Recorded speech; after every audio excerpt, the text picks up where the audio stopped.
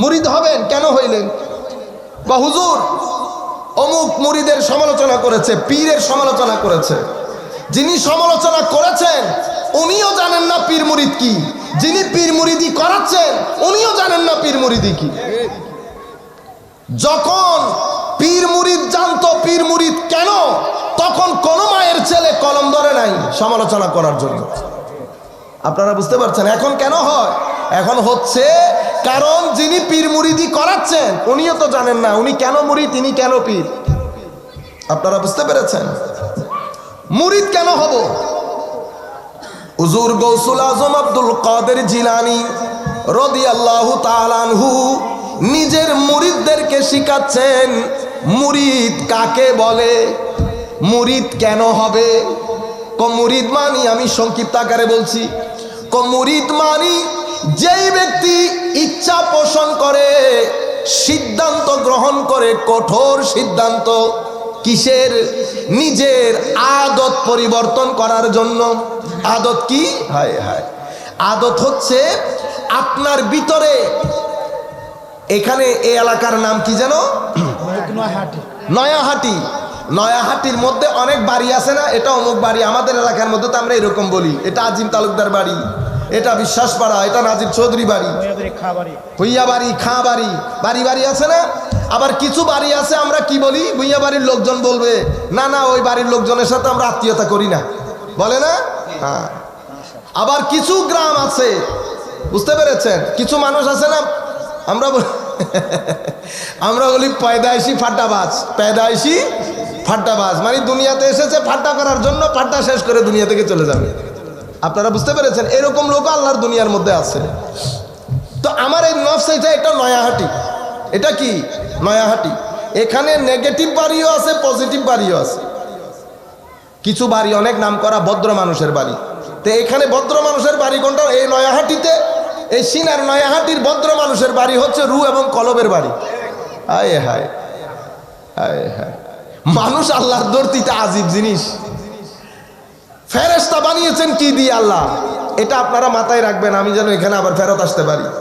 ফেরেশতা বানিয়েছেন আল্লাহ নূর দিয়ে, আর কিছু ব্যবহার হয় না, শুধু নূর। জিন বানাইছেন আগুন দিয়ে, আর কোনো কিছু ব্যবহার হয় নাই। হাইওয়ান সহ পৃথিবীর সমস্ত জীবজন্তু বানিয়েছেন আল্লাহ কি দিয়ে? পানি দিয়ে। কি দিয়ে? পানি দিয়ে। এটা কোরআনে পাকের আয়াত। আমি সবকিছু পানি দিয়ে সৃষ্টি করেছি। কুল্লু দাব্বা মিনহুম মান ইয়ামশি আলা রিজলাইন, তার মধ্যে কিছু দুই পায়ের উপর চলে, কিছু বুকের উপর ভর দিয়ে চলে, কিছু চার পায়ের উপর চলে। তাহলে কিছু পানি দিয়ে, কিছু আগুন দিয়ে, কিছু নূর দিয়ে। মাওলা আমাদেরকে কি দিয়ে বানাইলেন? তোমরা হইলে সব কিছুর মিশ্রণ, সব কিছুর মিশ্রণ।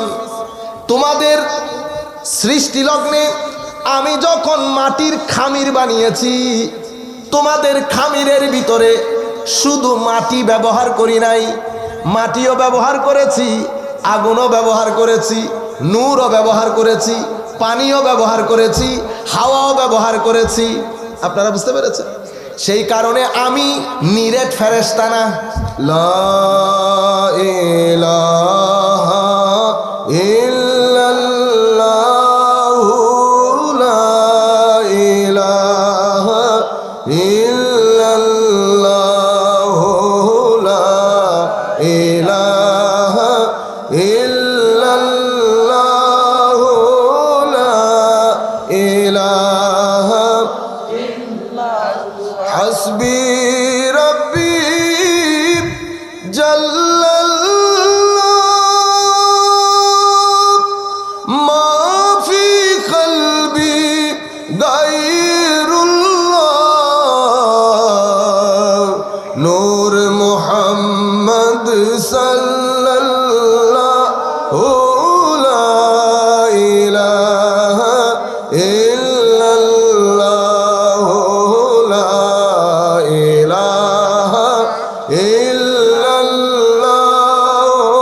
লা ইলাহা ইয়া রহমানু ইয়া আল্লাহ ইয়া রহিম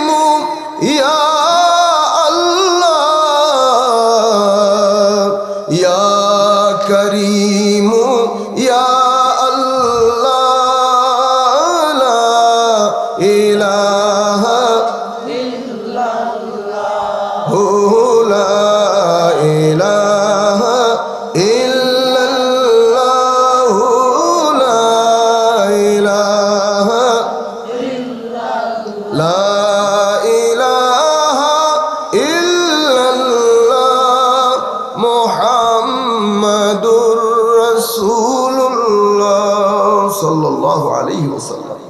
বিসমিল্লাহির রহমানির রহিম। قل يا أيها الناس إني رسول الله إليكم جميعا الذي له ملك السماوات والأرض لا إله إلا هو يحيي ويميت فآمنوا بالله ورسوله النبي الأمي الذي يؤمن بالله وكلماته واتبعوه لعلكم تهتدون صدق الله مولانا العظيم وصدق رسوله النبي الحبيب الكريم ونحن على ذلك لمن الشاهدين والشاكرين رب صل وسلم وبارك عليه। যখন আমরা মাহফিলগুলা করি, আমাদের মাহফিল করা এবং মাহফিলে আসা এটার একটা উদ্দেশ্য আছে, ঠিক না? উদ্দেশ্যহীনভাবে আল্লাহ কোনো কাজ করেন নাই, আমার নবীও কোনো কাজ করেন নাই, আমাদেরকেও করতে নিষেধ করা হয়েছে। আমরা যখন কোনো নিয়ত করি, সেই নিয়তের উপর নির্ভর করছে আমার কাজের কোয়ালিটি কিরকম হবে। নিয়ত যেরকম, কষ্ট সেরকম। আমরা যদি বড় কোনো কাজ করি কিন্তু আমাদের কাজে যদি কোনো নিয়ত না থাকে, যেই কাজই আপনি করেন, ওয়াজ তকরীর তো অনেক পরে আসতেছে। কিছু লোক আমার নবীর সাথে মক্কা শরীফ থেকে মদিনা শরীফ হিজরত করেছে। কার সাথে? নবীজির সাথে করেছে, আমার নবীর সাথে, ইমামুল মুরসালিন নবী, কিন্তু সওয়াব পায় নাই। কি পায় নাই? সওয়াব পায় নাই। নবীর সাথে একসাথে থেকে হিজরত করেছে কিন্তু সওয়াব পায় নাই। কেন? কারণ তাদের নিয়তের মধ্যে আমার নবী এবং আল্লাহর সন্তুষ্টি কোনো কিছু ছিল না। তারা শারীরিকভাবে নবীর সাথে, মানসিকভাবে তারা তাদের নিয়তের সাথে। কিসের সাথে? নিয়তের সাথে। সেই জন্য কাজকে সৌন্দর্যকরণার্থে, আল্লাহর দরবারে গ্রহণযোগ্য করার জন্য নিয়তের কোনো বিকল্প নাই। চতুর্দিক দিয়ে আমাদের পতন হচ্ছে, তোর মধ্যে বড় বাড়িটা লেগেছে আমাদের নিয়তের উপর। কিসের উপর? নিয়তের উপর। আমরা অনেক বড় বড় কাজ করে ফেলি নিয়ত ছাড়া। মাহফিল করি, আমি মাহফিলে আসি, কোনো নিয়ত নাই। যেমন আমরা এখানে কিন্তু কোনো নিয়ত করে আসি নাই, মাহফিল করতেছে দেখি হুজুররা কি বলে, কেউ এসেছে টানটুন দেয় কিনা দেখার জন্য, মাহফিল জমতেছে কিনা দেখার জন্য। রাস্তাঘাটে অনেক মানুষ ঘুরে মেলা দেখে, এদের কাছে আবার মাহফিল জমতে হয়, মাহফিল জমতে হয়। নিয়ত কি পরিমাণ বড় জিনিস আমাদের ধর্মে, ইসলামী শরীয়তের মধ্যে আমার নবী সাল্লাল্লাহু আলাইহি ওয়াসাল্লাম ইরশাদ করেন, নিয়তুল মুমিন খায়রুম মিন আমালিহি। মুমিনের নিয়ত তার আমলের চেয়ে অনেক উত্তম। তার আমলের চেয়ে, নিয়তের কারণে অনেক সময় আমল কম হলেও অনেক বেশি সওয়াব পাওয়া যায় নিয়তের কারণে। আমরা এই দিকে অনেক বেশি দৃষ্টি দেব। আমি যখন মাহফিল করব, আমি কি কারণে করব? আমার উদ্দেশ্য কি? কিছু একটা তো আমি হাসিল করতে চাচ্ছি, সেটা কি? সেটা আসেন, আমাদের নিয়ত কি হওয়া দরকার। আমার নবী সাল্লাল্লাহু আলাইহি ওয়াসাল্লাম এই দ্বীনের তালিমাত নিয়ে এসেছেন আমাদের কাছে। আমার নবীর পরে নবীর উম্মতের উলামায়ে কেরাম, সাহাবায়ে কেরাম, তাবেঈন যাওয়ার পথে এই দ্বীনের তালিম সমাজের বিভিন্ন স্তরের মধ্যে এই তালিমাত প্রচার এবং প্রসার করে। বর্তমান সময়ে আমাদের চতুর্দিক থেকে, শিক্ষা ব্যবস্থা থেকেও দ্বীনের তালিমাত সেই অর্থে নাই বিধায়, মসজিদে আমরা যে সকালবেলা গিয়ে পড়তাম সেটাও নাই বিধায় আমরা ধর্ম শিক্ষার কোনো জায়গা নাই।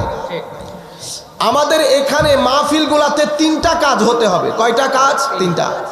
একটা, আমি মাহফিলগুলাতে শিখতে হবে আমাদের ইসলামী শুদ্ধ আকীদা কি, আমাদের ধর্মের শুদ্ধ আকীদাগুলা কি। এটা মুরব্বীদের জন্য দরকার নাই, আমাদের যারা সাদা দাড়ির লোক তাদের কোনো প্রয়োজন নাই, কারণ তারা যেই দুনিয়া দেখেছে এটা সত্যের দুনিয়া ছিল। তারা তো আমাদের যে 200-250 বছর আগে ব্যস্ত গিয়ে ঘুমাই পড়বে, আমরা তখনও হিসাব নিকাশে থাকবো। কেন? তাদের জীবন সিম্পল ছিল, সততা ছিল, সত্যবাদিতা ছিল, জীবনের মধ্যে জুটঝামেলা, মিথ্যা, গালি দেওয়া, অশ্লীলতা কোনো কিছুই ছিল না। এক কথাই বললে তাদের জীবনে পাপ অনেক কম ছিল, আমাদের জীবনে পাপ অনেক বেশি, অনেক। তারা হয়তো অনেক নফল তাহাজ্জুদ পড়ে নাই, কিন্তু আখলাকের দিক থেকে অনেক উন্নত মান হওয়ার কারণে তাদের 2 রাকাত পড়লে অনেক বরকত হয়েছে, 2 রাকাত পড়লে অনেক বরকত হয়েছে। দুঃখে পড়ে গেছি আমরা, আমাদের তরুণ প্রজন্ম। আমি যেটা আপনাদেরকে বুঝাইতে চাচ্ছি যে মাহফিলগুলো আমরা করতে হলে আমার পিছনে এই চিন্তাধারাগুলো থাকবে।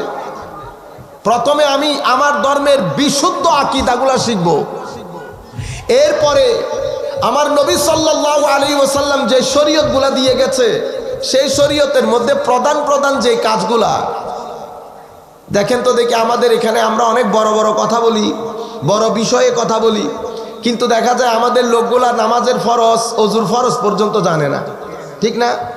তো এটা আমার নবীর দরবারে যখন আমার বক্তব্য পেশ হবে, তো আমার নবী বলবে না, হারে বলত, উম্মত জানে না ফরজ, তুই গিয়ে আবার নতুন নতুন এলমি কথা বলতেছিস।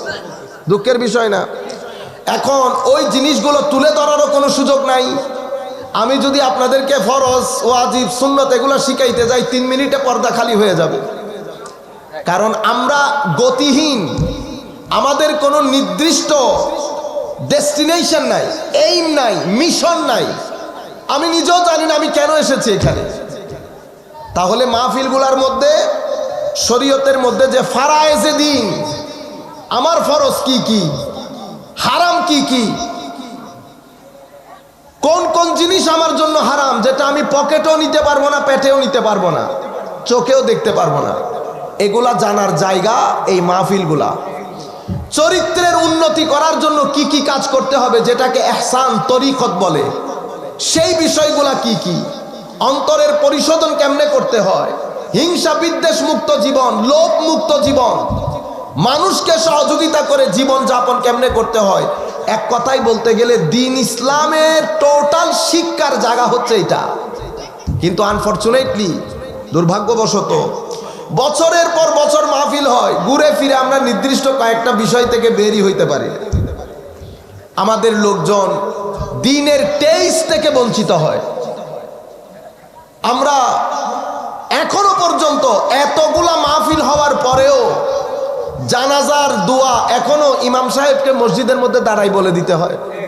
4 তাকবীরে পড়বেন, প্রথম তাকবীরে না, এটা মুসলমানের ছেলেকে কেমনে আমি বলতে হবে? এটা মুসলমানের ছেলেকে যদি তারাবির নিয়ম বলে দিতে হয়, তো এটা আমার জন্য লজ্জার, আমার জন্য লজ্জার। যেগুলা বেসিক জিনিস, এটা আমাকে জানতে হবে।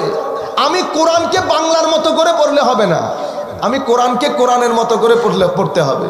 আমি যদি বলি না আমি তো স্কুলে পড়েছি, না, এটা আমার আপনার মেইন জায়গা, এটা জানতেই হবে, এটা জানতেই হবে। কিন্তু আমরা সেই জায়গায় আমাদের কাজগুলা হয় নাই। আমরা আপনাদেরকেও বলবো, এই যুগে আপনার আগের যুগ এক ধরনের ছিল, বর্তমানে দিন অনেক বেশি প্রয়োজনীয় আমাদের ছেলেদের জন্য। দিন বাদে, ঈমান বাদে, নামাজ বাদে, আল্লাহ রসুলের ইশক আদব তাজিম বাদে আপনি বর্তমান সময়ে শান্তির সাথে জীবন যাপন করতে পারবেন না। অশান্তি, অস্থিরতা, টেনশন আপনাকে খেয়ে ফেলবে রীতিমতো, আপনি যদি নামাজ না পড়েন। এমন না যে এটা আমি কবর হাসরের কথা বলবো না, এটা আমার আল্লাহ দেখবে, আপনার সাথে ডিল কি করবে, আমার সাথে ডিল কি করবে। কিন্তু আপনি যদি দুনিয়ার জীবনে শান্তিতে থাকতে চান, আপনাকে অবশ্যই দিন প্র্যাকটিস করতে হবে, নামাজ পড়তে হবে, কোরআনের তিলাওয়াত করতে হবে। এখন আপনি বাসের পেছনে লিখে দিচ্ছেন, বুঝতে পেরেছেন? নিশ্চয়ই আল্লাহ ধৈর্যশীলদের সাথে আছেন, সদা সত্য কথা বলিবেন। ড্রাইভার যিনি ড্রাইভ করতে উনি জানেন না কি লিখছে, উনি জানেনও না কি লিখছে। এরকম নিয়ত, এরকম মাহফিল হলে হবে না। আমরা একটা বড় পরিবর্তনের মধ্যে যাইতে হবে, বড় পরিবর্তনের মধ্যে জমানির মাহফিল কম করতে হবে। আমরা এখন এমন এমন কাজ করে ফেলি, এমন এমন কাজ, 3-4 গ্রামে মিলে মাহফিল করি, 2-4টা ছেলে যার কাছ থেকে চাই টাকা উঠায়, হিন্দু, বুদ্ধ, মুসলিম, খ্রিস্টান। মানুষ একটাকে যদি আপনি জোর করেন, সে বাধ্য হয়ে হলো টাকা দিতে হচ্ছে, চাইলেও দিতে হচ্ছে, না চাইলেও দিতে হচ্ছে। আপনারা কাকে কি দেন পরে দেখে বাগবাটোয়ারা হয় না। এটা তো আপনি দিনের হুরমত নষ্ট করে দিচ্ছেন, দিনের হুরমত নষ্ট করে দিচ্ছেন। আমরা পড়ছি মহাদুঃখে, আমাদের যেহেতু কোনো ডিমান্ড নাই। আমি এই কথা চিন্তা করছি আজকে থেকে, যতদিন মাহফিলে যাই বলবো, এরকম দুর্যোগ আমরা আমাদের জীবনেও দেখি না। ইন্না লিল্লাহ। আমাদের কোনো যেহেতু ডিমান্ড নাই, পরে দেখা গেছে আপনি যারে টাকা দিছেন সে ওখান থেকে 50-50 করে কিছু আমারে কিছু তারে, কারণ সে জানে হুজুর তার টেলিফোন দিবে না। এমন অরাজকতার মধ্য দিয়ে চলে যাচ্ছে। যাই হোক, সম্মানিত উপস্থিতি, আল্লাহ রাব্বুল আলামিন আমাদের হামি ও নাসির হোক। মওলাই করিম আমাদেরকে কবুল করুক। আমরা এটা কিছুদিন পরে, আগামী 8 তারিখ বোধহয় লাইলাতুল মেরাজ, লাইলাতুল মেরাজ। এটা আমাদের জন্য, কুল কায়নাতের জন্য অসম্ভব আনন্দের একটা দিন, অসম্ভব আনন্দের। আমার নবীর ছিল মেরাজ, আর আমাদের জন্য খুশির মেরাজ। কিসের মেরাজ? খুশির মেরাজ। হ্যাঁ, আমার সাথে যদি নবীর কোনো সমস্যা থাকে তাইলে তো আমি খুশি হইতে পারতেছি না। কিন্তু আল্লাহর দুনিয়ার মধ্যে এরকম একটা ঘটনা ইতোপূর্বে আল্লাহর দুনিয়াতে কখনো ঘটে নাই, এবং এত অভাবনীয়, এত আশ্চর্যজনক ঘটনা যে আল্লাহ যখন এই ঘটনার বর্ণনা দিচ্ছেন কোরআনে পাকে, উনি নিজেই ব্যবহার করেছেন সুবহানা। সুবহানা, সুবহান শব্দটা আপনারা জানেন কি জন্য ব্যবহার হয়? আমরা অতীব আশ্চর্যের কোনো কিছু দেখলে বলি সুবহানাল্লাহ, বলি না? ভিতর থেকে সুবহানাল্লাহ বের হয়। বাঁশ দেখলো সুবহানাল্লাহ বলি না, আপনারা আমাকে দেখলো সুবহানাল্লাহ বলবেন না। সুবহানাল্লাহ বলি যখন বিদেশ থাকে। গতকালকেও তার সাথে কথা বলছি, সকাল উঠে দেখি যদি দরজার থেকে দাঁড়িয়ে আছে, কি রে? সুবহানাল্লাহ। আপনারা বুঝছেন, ভিতর থেকে বের হয়, সুবহানাল্লাহ মুখ থেকে বের হয় না। তো এমন একটা আশ্চর্যজনক ঘটনা আল্লাহ যখন বর্ণনা দিচ্ছেন, উনি শুরুই করতেছেন সুবহান দিয়ে। মানে আমার আল্লাহ বলতে চাচ্ছেন ঘটনা যেটা ঘটেছে এটা অসম্ভব আশ্চর্যজনক ঘটনা, এবং আমার নবীর জীবনে সবচেয়ে সুখের, সবচেয়ে আনন্দের ঘটনা। তো যেই ঘটনা আমার নবীর জীবনের সবচেয়ে আনন্দের, সেই আনন্দের ভাগীদার আমরাও না। বাবার যখন প্রমোশন হয়েছে, বাবার চেয়ে খুশি পরিবার হয়েছে, বাবার চেয়ে খুশি পরিবার হয়েছে। ফুলও আনতে গেছে ছেলে, বাবা কোনো ফুল হাত দিয়ে আনে নাই। রান্না করতেছে আমার মা, হ্যাঁ, ঘর সাজাইতেছে বোন। কেন? বাবার প্রমোশন হয়েছে। তো মেরাজে মুস্তাফা এটা আমার নবীর জীবনে, আমার নবীর জীবনে সবচেয়ে গুরুত্বপূর্ণ, সবচেয়ে আনন্দ ঘন একটা মুহূর্ত। সেই কারণে আমরা উম্মত হিসেবে মেরাজের মাস যখন আসে, আমাদের ভিতরও আমরা আনন্দ উপভোগ করি, অনুভব করি, এবং আমরা পুরা মাসে আমার নবীর মেরাজের বর্ণনা দিয়ে শানে মুহাম্মদী সাল্লাল্লাহু আলাইহি ওয়াসাল্লাম মানুষের সামনে তুলে ধরি। আপনারা বুঝতে পেরেছেন? বড় আজীব বিষয় আমার নবীর, আমি মাঝে মধ্যে বুঝে আসে না। দেখেন, সৃষ্টিতে আমার আল্লাহ অসংখ্যবার কোরআনে পাকের মধ্যে আমাদেরকে বলেছেন নামাজ আদায় করার জন্য, কিন্তু আমার আল্লাহ নামাজ পড়ে না। কারণ নামাজ পড়ার জন্য আমার আল্লাহরও একজন আল্লাহ দরকার নাই, ওয়াল ইয়াযু বিল্লাহ। কিন্তু আমার আল্লাহ, আল্লাহ ওয়ান এন্ড অনলি। আমার আল্লাহ হজ করতে বলেছেন, হজ নিজে করেন না। অনেক হুকুম দিয়েছেন, কোনো কিছু আমার আল্লাহ নিজে করেন না, হুকমে ইলাহি। কিন্তু দরুদ শরীফ এটা এমন একটা ইবাদত, এটা আমার আল্লাহর হুকুমও, আমার আল্লাহর সুন্নত, হুকমে ইলাহি এবং সুন্নতে ইলাহি। ঠিক আছে? কিন্তু আরো একটা আশ্চর্যের বিষয় আছে, আপনারা খেয়াল করেছেন কিনা জানি না। আয়াত যারা আমার মুখে মুখে পড়তে পারেন পড়বেন। আল্লাহ বলছেন ইন্নাল্লাহা ওয়া মালাইকাতাহু ইউসাল্লুনা আলান নবী। নিশ্চয়ই আল্লাহ এবং আল্লাহর ফেরেশতারা আল্লাহর নবীর উপর দরুদ পাঠ করেন। যদি আমরা দরুদ পাঠ করেন বলতেছি, ইউসাল্লুনা এটা আরেকটা সমুদ্র। ইউসাল্লুন দিয়ে আল্লাহ কি বুঝিয়েছেন? আমার বিষয় তো এটা না। এমনিতে আমি বাংলাতে অনুবাদ করে দিচ্ছি দরুদ পাঠ করেন, কিন্তু আমার আল্লাহ বলছেন ইউসাল্লুনা আলান নবী।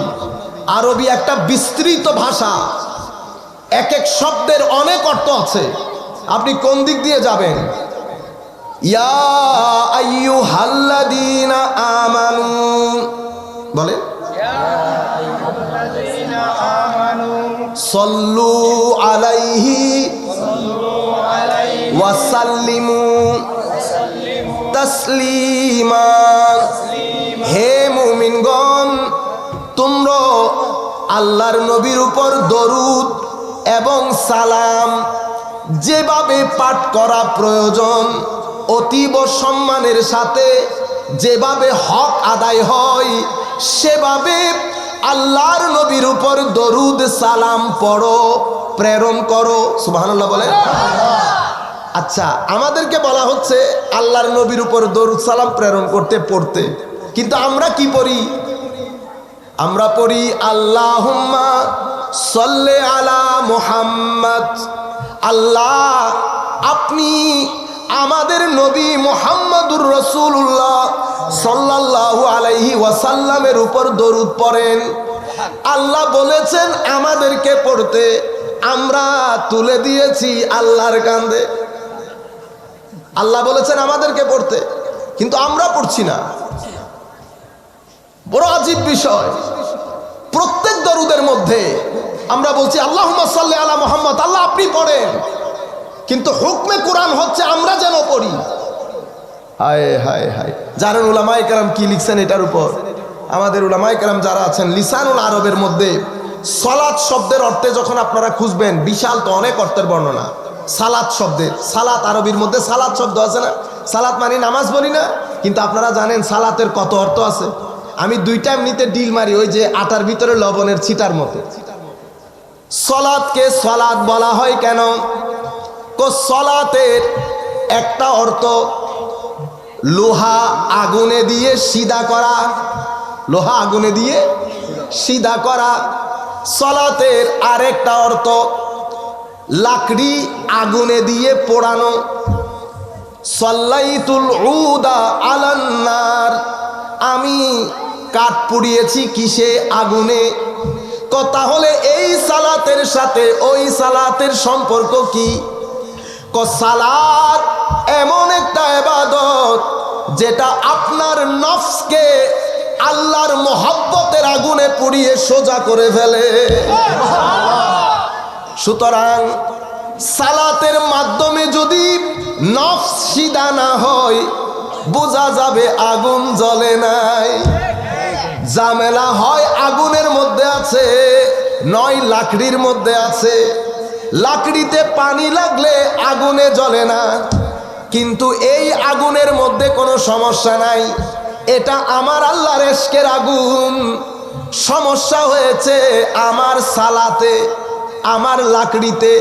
লাকড়ির মধ্যে পানি পড়লে যেমন আগুন ধরে না, আমার নফসের লাকড়ির মধ্যে খাহেসাতে নফসানির কারণে এটার উপর ইশকে ইলাহির আগুন ধরে নাই।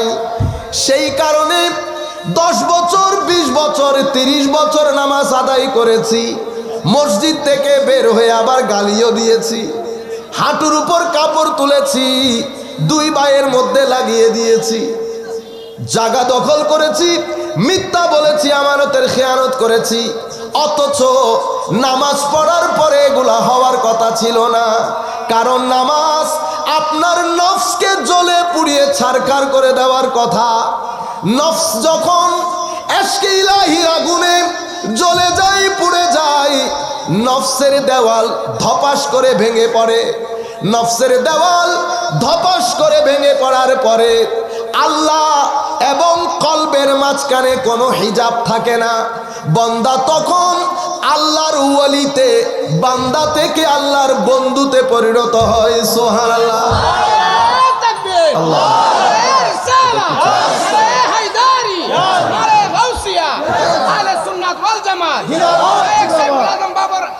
সাহেব জিন্দাবাদ জিন্দাবাদ।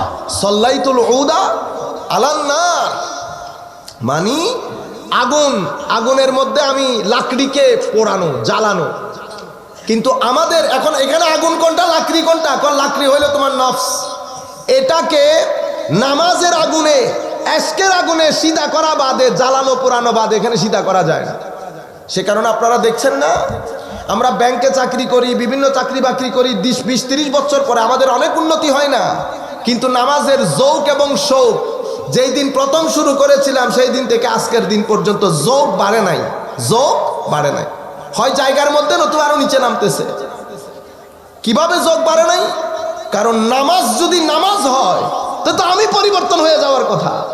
এখন আমি পরিবর্তন হব দূরের কথা, আমি তো হেন কোনো কাজ নাই, প্রতারণা, মারামারি, মিথ্যা বলা, কত ধরনের কাজ।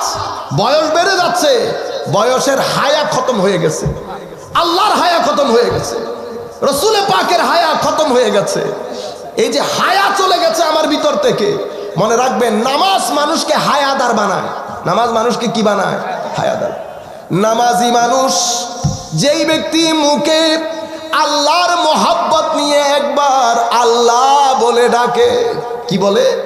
আল্লাহ আল্লাহ আল্লাহ। যেই ব্যক্তি মোহাব্বত নিয়ে একবার আল্লাহকে আল্লাহ বলে ডাকে, এই আল্লাহ বলে ডাকার পরে তার ভিতরে নূরের বর্ষণ হয়। নূরের কি হয়? বর্ষণ হয়। নূরের বর্ষণ হলে তার ভিতরে খুলে যায়, ব্যক্তি বড় হায়াদার হয়ে যায়। আগে চোখ যেখানে সেখানে দৌড়াতো, এখন দৌড়ায় না। চোখের মধ্যে লাগাম লেগে গেছে, মুখে লাগাম লেগে গেছে, কানে লাগাম লেগে গেছে। হাই হাই, এই লাগাম যখন লেগে যায় বান্দা তখন মুত্তাকিতে পরিণত হয়। মুত্তাকি মানি হায় হায়, আপনি একটা আইল দিয়ে যাচ্ছেন, গুটগুটে অন্ধকার, এক মানুষ আপনাকে ডেকে বলেছে, ভাইজান এই আইলের মধ্যে বাঘ আছে, এখানে অনেক কাচের ভাঙ্গা পড়ে আছে, বিচ্ছু আছে, সাপ আছে, বড় সাবধানে যাবেন। আপনি এই আইলের মধ্যে যখন কাছে পাড়া দেবেন, স্বাভাবিকভাবে কাছের একটা আওয়াজ হবে, সিংহ জেগে উঠবে, সাপ জেগে উঠবে। আপনি আস্তে আস্তে পা রেখে 2 পা আগান তো 1 পা পিছান, এটাকে তাকওয়া বলে। কি বলে? তাকওয়া। আমরা বলি তাকওয়া মানে আল্লাহ ভীতি, ঘটনা আসলে সেরকম না। আমরা এক পাইটা অনুবাদ করি, মানুষ মনে করে কি এটাই বোধহয় অনুবাদ, এরকম না। আরবিতে অনেক বিস্তৃত শব্দ অর্থ। ইত্তাকু মানে বেঁচে থাকা। কি থেকে বেঁচে থাকবো? আল্লাহ এবং রসুল অপছন্দ করেন এমন জিনিস থেকে বেঁচে থাকা। আপনি বেঁচে থাকবেন কি নিয়ে? আপনার ভিতরে আল্লাহর মহব্বত, আল্লাহর ভয়, হায়া সবকিছু বুকে ধারণ করে, ঠিক এই আইলের মতো পা দিচ্ছেন পিছনে, কেন? বাঘ জেগে উঠবে, কেন? পা কেটে যাবে। এই যে আপনার ভিতরে ভয়, শঙ্কা, কিন্তু যেতেও চাচ্ছেন, কারণ ওই পাশে আপনার মা বাবা অপেক্ষা করতেছে, ওই পাশে আপনার মা বাবা অপেক্ষা করছে। এই যে আপনি ভীতি, আশা, আবার আনন্দও লাগছে, সবকিছুর একটা মিশ্রণ হয় নাই, এটাকে ফালুদা বলে। কি বলে? ফালুদা। ফালুদা খাইছেন কখনো? বড় মজাদার জিনিস। এটা হচ্ছে ভয়, দ্বিধা, মহব্বত, আশা, সব কিছুর ফালুদা, সব কিছুর ফালুদা। ফালুদার মধ্যে দুধ ডালতে হয়, আর এই ফালুদার মধ্যে আল্লাহর এশকের পানি ডালতে হয়। বুঝতে পেরেছেন? এশকের পানি, দ্বিধা, হায়া, আশা, মহব্বত সবকিছু মিলে ফালুদা হয়ে গেছে। আপনি যখন এটাকে আমার আল্লাহর মহব্বতের ফ্রিজের মধ্যে রেখে ঠান্ডা করে খাবেন, হায় হায় হায়, ভিতর সোজা করে দিবে, ভিতরে সোজা করে দিবে। তাহলে এই যে দীর্ঘদিন নামাজ আদায় করেছি, নামাজের কোনো ইম্প্যাক্ট আমাদের ভিতরে কারো ভিতরে হয় নাই, নতুবা আমি প্রতারণা করব কেন? সেই কারণে আমি যখন আল্লাহু আকবার, আল্লাহু আকবার বলি, সূরা ফাতিহা তিলাওয়াত করি, অন্যান্য সূরা পড়ি, আমার মুখ সূরা পড়ে, আমার মন আমার মুখের সাথে যায় না। মুখ পড়ে সূরা, মন যায় অন্য গ্রামে। মুখ আর মনের মধ্যে কোনো মিল নাই। কেন? কারণ আপনার ভিতরের যেই আবহাওয়া, এই আবহাওয়ার মধ্যে লোভ, লালসা এবং দুনিয়া থেকে গেছে। আবহাওয়া পরিবর্তন করতে হয়। কিভাবে পরিবর্তন করে? আদত পরিবর্তন করলে। আদত, আমরা এখন পীরের মুরিদ হই না? আজীব বিষয় হয়ে গেছে। কেন হইলাম মুরিদ? প্রত্যেক জায়গায় নিজের মিশন খুঁজে নেবেন। আমাদের উলামায়ে কেরাম, বিশেষ করে আমাদের ছাত্র যারা আছে, কি কারণে করবেন? মাহফিলে যাবেন কি কারণে যাবেন? মাদ্রাসায় যাবেন কি কারণে যাবেন? অমুক আলেমের মজলিসে বসবেন কি কারণে বসবেন? কারণ খুঁজে বের করেন। মুরিদ হবেন, কেন হইলেন? বা হুজুর অমুক মুরিদের সমালোচনা করেছে, পীরের সমালোচনা করেছে। যিনি সমালোচনা করেছেন উনিও জানেন না পীর মুরিদ কি। যিনি পীর মুরিদি করাচ্ছেন উনিও জানেন না পীর মুরিদি কি। যখন পীর মুরিদ জানতো পীর মুরিদ কেন, তখন কোন মায়ের ছেলে কলম ধরে নাই সমালোচনা করার জন্য। আপনারা বুঝতে পারছেন এখন কেন হয়? এখন হচ্ছে কারণ যিনি পীর মুরিদি করাচ্ছেন উনিও তো জানেন না উনি কেন মুরিদ, তিনি কেন পীর। আপনারা বুঝতে পেরেছেন? মুরিদ কেন হব? হুজুর গৌসুল আজম আব্দুল কাদের জিলানী রাদিয়াল্লাহু তাআলা আনহু নিজের মুরিদদেরকে শিখাচ্ছেন মুরিদ কাকে বলে, মুরিদ কেন হবে। মুরিদ মানি, আমি সংক্ষিপ্ত আকারে বলছি, মুরিদ মানি যেই ব্যক্তি ইচ্ছা পোষণ করে, সিদ্ধান্ত গ্রহণ করে, কঠোর সিদ্ধান্ত। কিসের? নিজের আদত পরিবর্তন করার জন্য। আদত কি? হায় হায়, আদত হচ্ছে আপনার ভিতরে। এখানে এই এলাকার নাম কি যেন? নয়াহাটি। নয়াহাটির মধ্যে অনেক বাড়ি আছে না? এটা অমুক বাড়ি। আমাদের এলাকার মধ্যে তো আমরা এরকম বলি, এটা আজিম তালুকদার বাড়ি, এটা বিশ্বাসপাড়া, এটা নাজিব চৌধুরী বাড়ি, ভুইয়া বাড়ি, খাঁ বাড়ি, বাড়ি বাড়ি আছে না? আবার কিছু বাড়ি আছে আমরা কি বলি? ভুইয়া বাড়ির লোকজন বলবে না না ওই বাড়ির লোকজনের সাথে আমরা আত্মীয়তা করি না, বলে না? হ্যাঁ। আবার কিছু গ্রাম আছে, বুঝতে পেরেছেন? কিছু মানুষ আছে না, আমরা বলি পয়দাইশি ফাট্টাবাজ। পয়দাইশি ফাট্টাবাজ মানে দুনিয়াতে এসেছে ফাট্টা করার জন্য, ফাট্টা শেষ করে দুনিয়া থেকে চলে যাবে। আপনারা বুঝতে পেরেছেন? এরকম লোক আল্লাহর দুনিয়ার মধ্যে আছে। তো আমার এই নফস, এটা নয়াহাটি। এটা কি? নয়াহাটি। এখানে নেগেটিভ বাড়িও আছে, পজিটিভ বাড়িও আছে। কিছু বাড়ি অনেক নাম করা ভদ্র মানুষের বাড়ি। তো এখানে ভদ্র মানুষের বাড়ি কোনটা? এই নয়াহাটিতে। এই সিনার নয়াহাটির ভদ্র মানুষের বাড়ি হচ্ছে রু এবং কলবের বাড়ি। হায় হায় হায় হায়, মানুষ আল্লাহর দর্তিতে আজীব জিনিস। ফেরেশতা বানিয়েছেন কি দিয়ে? আল্লাহ। এটা আপনারা মাথায় রাখবেন, আমি যেন এখানে আবার ফেরত আসতে পারি।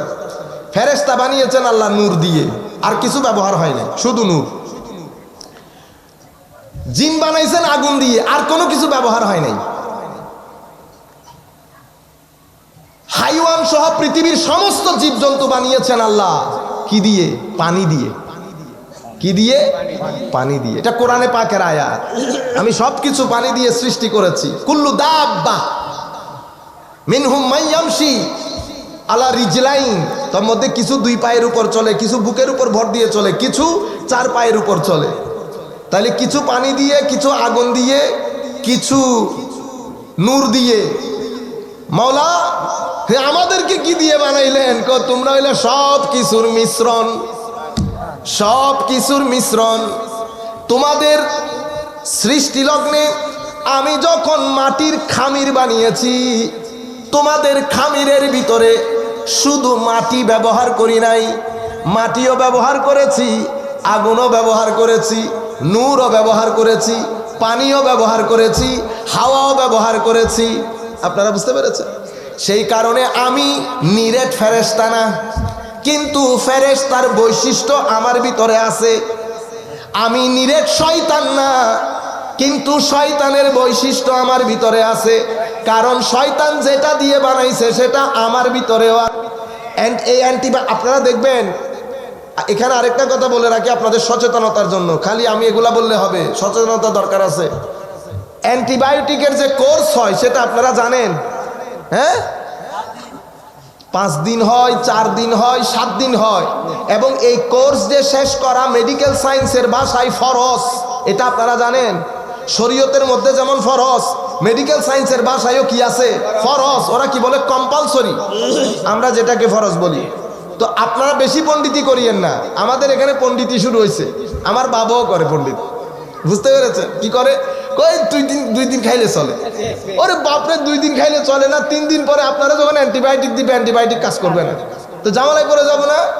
তো আপনারা কি করবেন? এখন এত শিক্ষিত মানুষের যদি এই হাল হয়, সরকারের ঊর্ধ্বতন কর্মকর্তার যদি এই হাল হয়, আপনারা আবার কাটশিট করে লাগাই দিয়েন না, আমার বাবে ঘরে ঢুকে দিবেন আবার।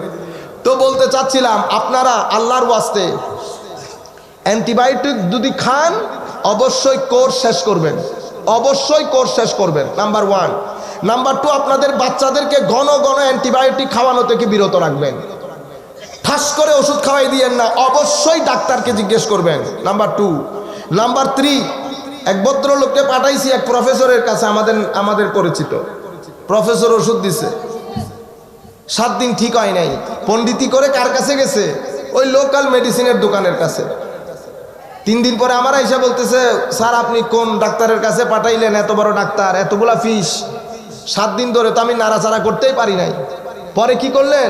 ওই পাশে ডাক্তার জুবাইর না কি, ডাক্তার মানি ক্লাস 8ও পাস করে নাই, আমাদের এখানে তো মেডিসিনের দোকানেও কি ডাক্তার, তো তারে বলছে তার ওষুধে একদিনে আল্লাহর মেহেরবানি আমি উঠে দাঁড়াই গেছি। এগুলো অনেক গুরুত্বপূর্ণ জিনিস। এই যে ভদ্রলোক উঠে দাঁড়াই গেছে বলছে, কেন বলছে জানেন? যিনি প্রফেসর, উনি আপনার শরীরের শক্তিটাকে কাজে লাগানোর চেষ্টা করেছে। উনি ওষুধ কম দিয়েছে, কারণ ওষুধের মধ্যে তো পার্শ্ব প্রতিক্রিয়া আছে। আপনার ভিতরের গুর্দা মুর্দাকে যদি গুলি করে শেষ করে দেয়, বাঁচতে পারবেন? তা আপনি কি করলেন? আপনার মশারির ভিতরে ঢুকছে এক মশা, আপনি বন্দুক নিয়ে যদি মশারে গুলি করেন, তো শুধু মশা মরবে, মশারি ঘর সব নষ্ট হয়ে যাবে না? তো আপনি মশা মারবেন এমনে, তো এটা 2-3 বার লাগবে আর কি, 2-3 বার, 2-3 বারের পর তো মশা মারা যাবে। তো 2-3 বারে মশা মারলে বাচ্চা তো ঘুম থেকে উঠবে না, উঠবে? কোনো সাইড এফেক্ট আছে? নাই। কিন্তু আমাদের একটা বদখাসলত, ও কি কাজ করছে? ওই যে মেডিকেলের ফার্মাসির ও মশার জন্য কামান দিয়ে দিছে এদিক থেকে একটা। আমি বলছি ওষুধ কয়টা খাইছেন? 4টা দিছে ওষুধ। তো 4টা ওষুধ খাইয়া বেটা, ওষুধ তো গেছে কিন্তু ভিতর তো ড্যামেজ করে দিছ, কখন খবর হবে? 40-50 বছর পরে খবর হবে। সুতরাং ওষুধ মিনিমাম পর্যায়ে রাখবেন, যখন তখন যেভাবে মন চায় ওষুধ খেয়ে ফেলবেন না। অ্যান্টিবায়োটিক ডাক্তারের পরামর্শ বাদে খাবেন না। ডাক্তার যদি বলে, যতদিন বলে ততদিন খাবেন। অ্যান্টিবায়োটিক ডাক্তারি পরিভাষায় ফরজ কোর্স শেষ করা, যেভাবে আমাদের শরীয়তের পরিভাষায় নামাজ ফরজ। আপনারা বুঝতে পেরেছেন? যদি এটাও আপনারা আমল করতে পারেন, আজকের আমার এই কথাবার্তা সার্থক হবে। আসেন একটু দরুদ শরীফ পড়ি। সাল্লে আলা রাসূলিনা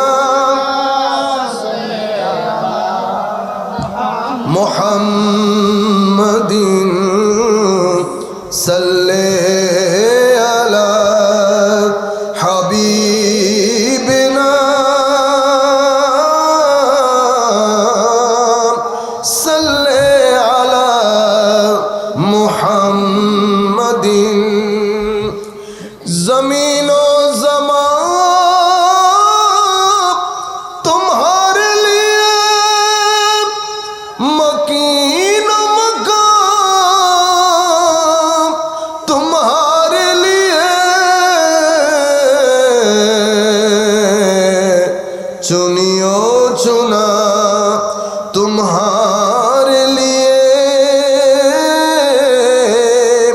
बने दो जहां तुम्हारे लिए सल्ले अला रसूलना सल्ले अला मुहम्मदिन। ইনগ্রেডিয়েন্ট, অ্যান্টিবায়োটিকের মধ্যে ইনগ্রেডিয়েন্ট থাকে। এইটা এইটা এইটা এটা 3-4টা জিনিসের সংমিশ্রণে অ্যান্টিবায়োটিক তৈরি হয়। এই যে মিশ্রণটা করে, এই মিশ্রণের মধ্যে যদি ব্যালেন্স পারফেক্টলি না হয় তাহলে এটা কি হবে? আমাদের এখানে বহুত পণ্ডিত আছে আতর মিক্স করে, 3-4টা আতরকে মিক্স করে একটা বানায়। তো পণ্ডিত মাঝে মধ্যে কি হয় জানেন, মিশ্রণ এত খতরনাক হয়, আপনি যদি কোনো রুমের মধ্যে এটা ব্যবহার করেন গন্ধে 7 দিন রুমের ভিতর ঢোকা যায় না। মিশ্রণ গন্ডগোল হয়ে গেছে। তো ফেরেশতাদেরকে যখন আমার আল্লাহ বলেছেন যে আমি জমিনের মধ্যে খলিফা তৈরি করছি, তো ফেরেশতারা তো অ্যান্টিবায়োটিক কি দিয়ে বানাইছে দেখছে, মাটি আছে, নূর আছে, আগুন আছে। আগুন যখন দেখছে ফেরেশতার মাথা ধরে গেছে না, মাওলা আগুনের কারসাজি তো পূর্বে দেখছি, এরা মারামারি দাঙ্গা হাঙ্গামা করছে, যেটা আমরা বর্তমানে করি। আমার আল্লাহ যখন বললেন ওয়া ইয ক্বালা রাব্বুকা লিল মালাইকাতি ইন্নী জাইলুন ফিল আরদি খলিফা, আমার আল্লাহ বলছেন জমিনের মধ্যে আমি আমার প্রতিনিধি সৃষ্টি করতে যাচ্ছি। ফেরেশতাদের জবাব, কারণ ফেরেশতাদের মাধ্যমে কাজগুলা হয়েছে, তারা দেখেছেন এখানে মানুষ সৃষ্টির মধ্যে কি কি উপাদান দেওয়া হয়েছে, তাদের তো একটা অভিজ্ঞতা আছে। তারা বলছে আতাজআলু ফিহা মাইয়ুফসিদু ফিহা ওয়া ইয়াসফিকুদ দিমা, মাওলা আপনি এমন একটা সম্প্রদায় সৃষ্টি করতে যাচ্ছেন যারাই মায়ের দাঙ্গা হাঙ্গামা রক্তপাত করবে। কেন? ওই তাদের দৃষ্টি আগুনের দিকে চলে গেছে, কারণ আমাদের একটা অংশ আগুন আছে। কিন্তু আমার আল্লাহ বলছেন ফেরেশতা আমি যাহা জানি তুমি তাহা জানো না, তোমরা খালি রক্তপাত দেখলা, আমি এই সম্প্রদায় থেকে সমস্ত নবী পাঠাবো, আমার বড় বড় ওলিরা এই সম্প্রদায় থেকে আসবে। তুমি শুধু মারদাঙ্গা দেখলা, আমার এখানে খাজা মঈনুদ্দিনও আছে, আমার এখানে আব্দুল কাদের আছে, মারুফ কারখি আছে, সাহাল তুস্তারি আছে, আমার এই জায়গায় রাজশাহীতে শোয়া শাহ মখদুম রূপসও আছে। সুবহানাল্লাহ বলে। এরা হচ্ছে আল্লাহর ক্লাস বান্দা। শুধু একটা জিনিস দেখলা, তো ফেরেশতারা এটা কেন বললেন? ওই ইনগ্রেডিয়েন্ট দেখে। তো আমরা নিরেট ফেরেশতা না, কিন্তু আমাদের মধ্যে ফেরেশতার বৈশিষ্ট্য আছে। আমরা যখন ফেরেশতীয় বৈশিষ্ট্য কাজে লাগাই তখন মানুষ আপনারাই বলেন না না না মানুষ না জীবন্ত ফেরেশতা, জীবন্ত ফেরেশতা। আবার আমাদের ভিতরে শয়তানিও আছে, দূরে দেখতে মানুষের মতো লাগে, আস্ত একটা শয়তান, বলি না? তাহলে দেখছেন কম্বিনেশন বরবাদ হয়ে গেছে। কেন? আমি অ্যান্টিবায়োটিক, কিন্তু আমি আমার উপাদানটাকে পারফেক্টলি যেভাবে আল্লাহ সেট করেছেন সেভাবে আমি কাজ করতে পারি না। তাহলে একদিকে নফস শয়তান, আবার আমাদের ভিতরে হাইওয়ানিয়তের ব্যাপারও আছে। তা আমাদেরকে কি বলে? দূর এটা 2 পায়া জানোয়ার, 2 পায়া জানোয়ার শব্দটা আমাদের দেশে গালি হলেও অরিজিনালি কিন্তু গালি না। জানোয়ার মানে এমন যার জান আছে, প্রাণ আছে, মানে প্রাণী। আমি প্রাণী না? আমি প্রাণী, আপনি প্রাণী, সব তো প্রাণী। তো প্রাণী তার গাল হইতে পারে না, কিন্তু আমাদের দেশে এটা অনেক বড় গালি। জানোয়ার বলছে। আমি একটা সালিশের মধ্যে বসছি ইংল্যান্ডের মধ্যে, তো বলতেছে হুজুর সে আমাকে জানোয়ার বলছে। তো আমি একটা হাসি মারলাম, কারণ পরিস্থিতি খতরনাক হয়ে যাচ্ছে। একটা হাসি মেরে আগে রিল্যাক্স না করলে তো সালিশ করা যাবে না। হুজুর আপনি হাসতেছেন, আমার জানোয়ার বলছে। আল্লাহ আপনি যেমন জানোয়ার আমিও জানোয়ার, আমার মাও জানোয়ার, বাবু জানোয়ার। হুজুর কি বলেন? আল্লাহ জানোয়ার মানে প্রাণী, জানোয়ার মানে প্রাণী। তো আপনি প্রাণী না, আপনি কি রোবট? হুজুর ওইটা তো এখানে তো গালি। আল্লাহ দূর, গালি না মনে করলে গালি না, গালি মনে করলে গালি। ভাই আপনার ছোট না? হ্যাঁ ছোট, মাফ করে দেন। আমিও দিলাম মাফ করে। আপনার কিছু জিনিস খুব সহজ, কিন্তু আমরা এটা কঠিন করে ফেলি। একটা জিনিস ক্ষমা করে দেওয়া, কোনো অসুবিধা হয়েছে, ক্ষতি হয়েছে আপনার, আমি ছেলেদেরকে বলতেছি জিন্দেগির মধ্যে 2টা জিনিস আপনাদের মনে রাখবেন সফলতার চাবিকাঠি। যদি আপনি সফল হতে চান 2টা জিনিস জীবনে হাতছাড়া করবেন না। একটা হচ্ছে সততা। কি জিনিস? সততা। আরেকটা হচ্ছে কৃতজ্ঞতা। যারা কৃতজ্ঞ হয় তারা ক্ষমাশীল হয়। মানুষকে ক্ষমা করতে শিখবেন। সব জায়গার মধ্যে বেটা একটু সরে, সব জায়গার মধ্যে রিয়াকশন দেখাবেন না, রিয়াকশন দেখাবেন না। কেন? মনে রাখবেন আমার আল্লাহ ক্ষমাশীল। আপনি যদি আমার আল্লাহ থেকে ক্ষমা চান তো মানুষকে ক্ষমা করবেন। দেখেন কিছু জিনিস খালি মুখে মুখে বললে হয় না, হজম শক্তি আপনি যদি ক্ষমা করতে পারেন, মনে রাখবেন টেনশন নামী কোনো জিনিস আপনাকে টাচ করবে না, নাম্বার 1।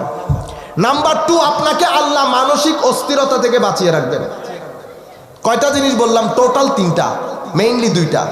সব সময় সৎ থাকবেন। সৎ মানুষ জমিনে আল্লাহর বিশেষ প্রতিনিধি, বুঝতে পেরেছেন? আপনার সামনে, আমি ছেলেদেরকে বলছি, আপনার সামনে বেটা অনেক ধরনের পরীক্ষা নিরীক্ষা হবে। এই যে লাখ টাকা চলে যাচ্ছে, কোটি টাকা চলে যাচ্ছে, যেটা আপনার না সেই জায়গায় হাত দিবেন না। কেন? কোটি টাকা আপনার চোখে কোটি টাকা, আপনার চোখে সেটা লাখ টাকা, কিন্তু সেটা যখন আপনার ঘরে ঢুকবে, কোটি টাকা একা ঢুকবে না তো, অনেক কিছু নিয়ে ঢুকবে আপনার ঘরে। যেই তারিখ থেকে হারামের টাকাগুলো আপনি ব্যবহার করতে শুরু করবেন, সেই তারিখ থেকে আপনার ঘর থেকে প্রথম যেটা চলে যাবে সেটা মানসিক শান্তি, নাম্বার 1। এটা যদি না যায়, আমি এখন কথা যেগুলা বলতে, আমি আমার নবীর দিন প্রচার করতেছি আপনাদেরকে।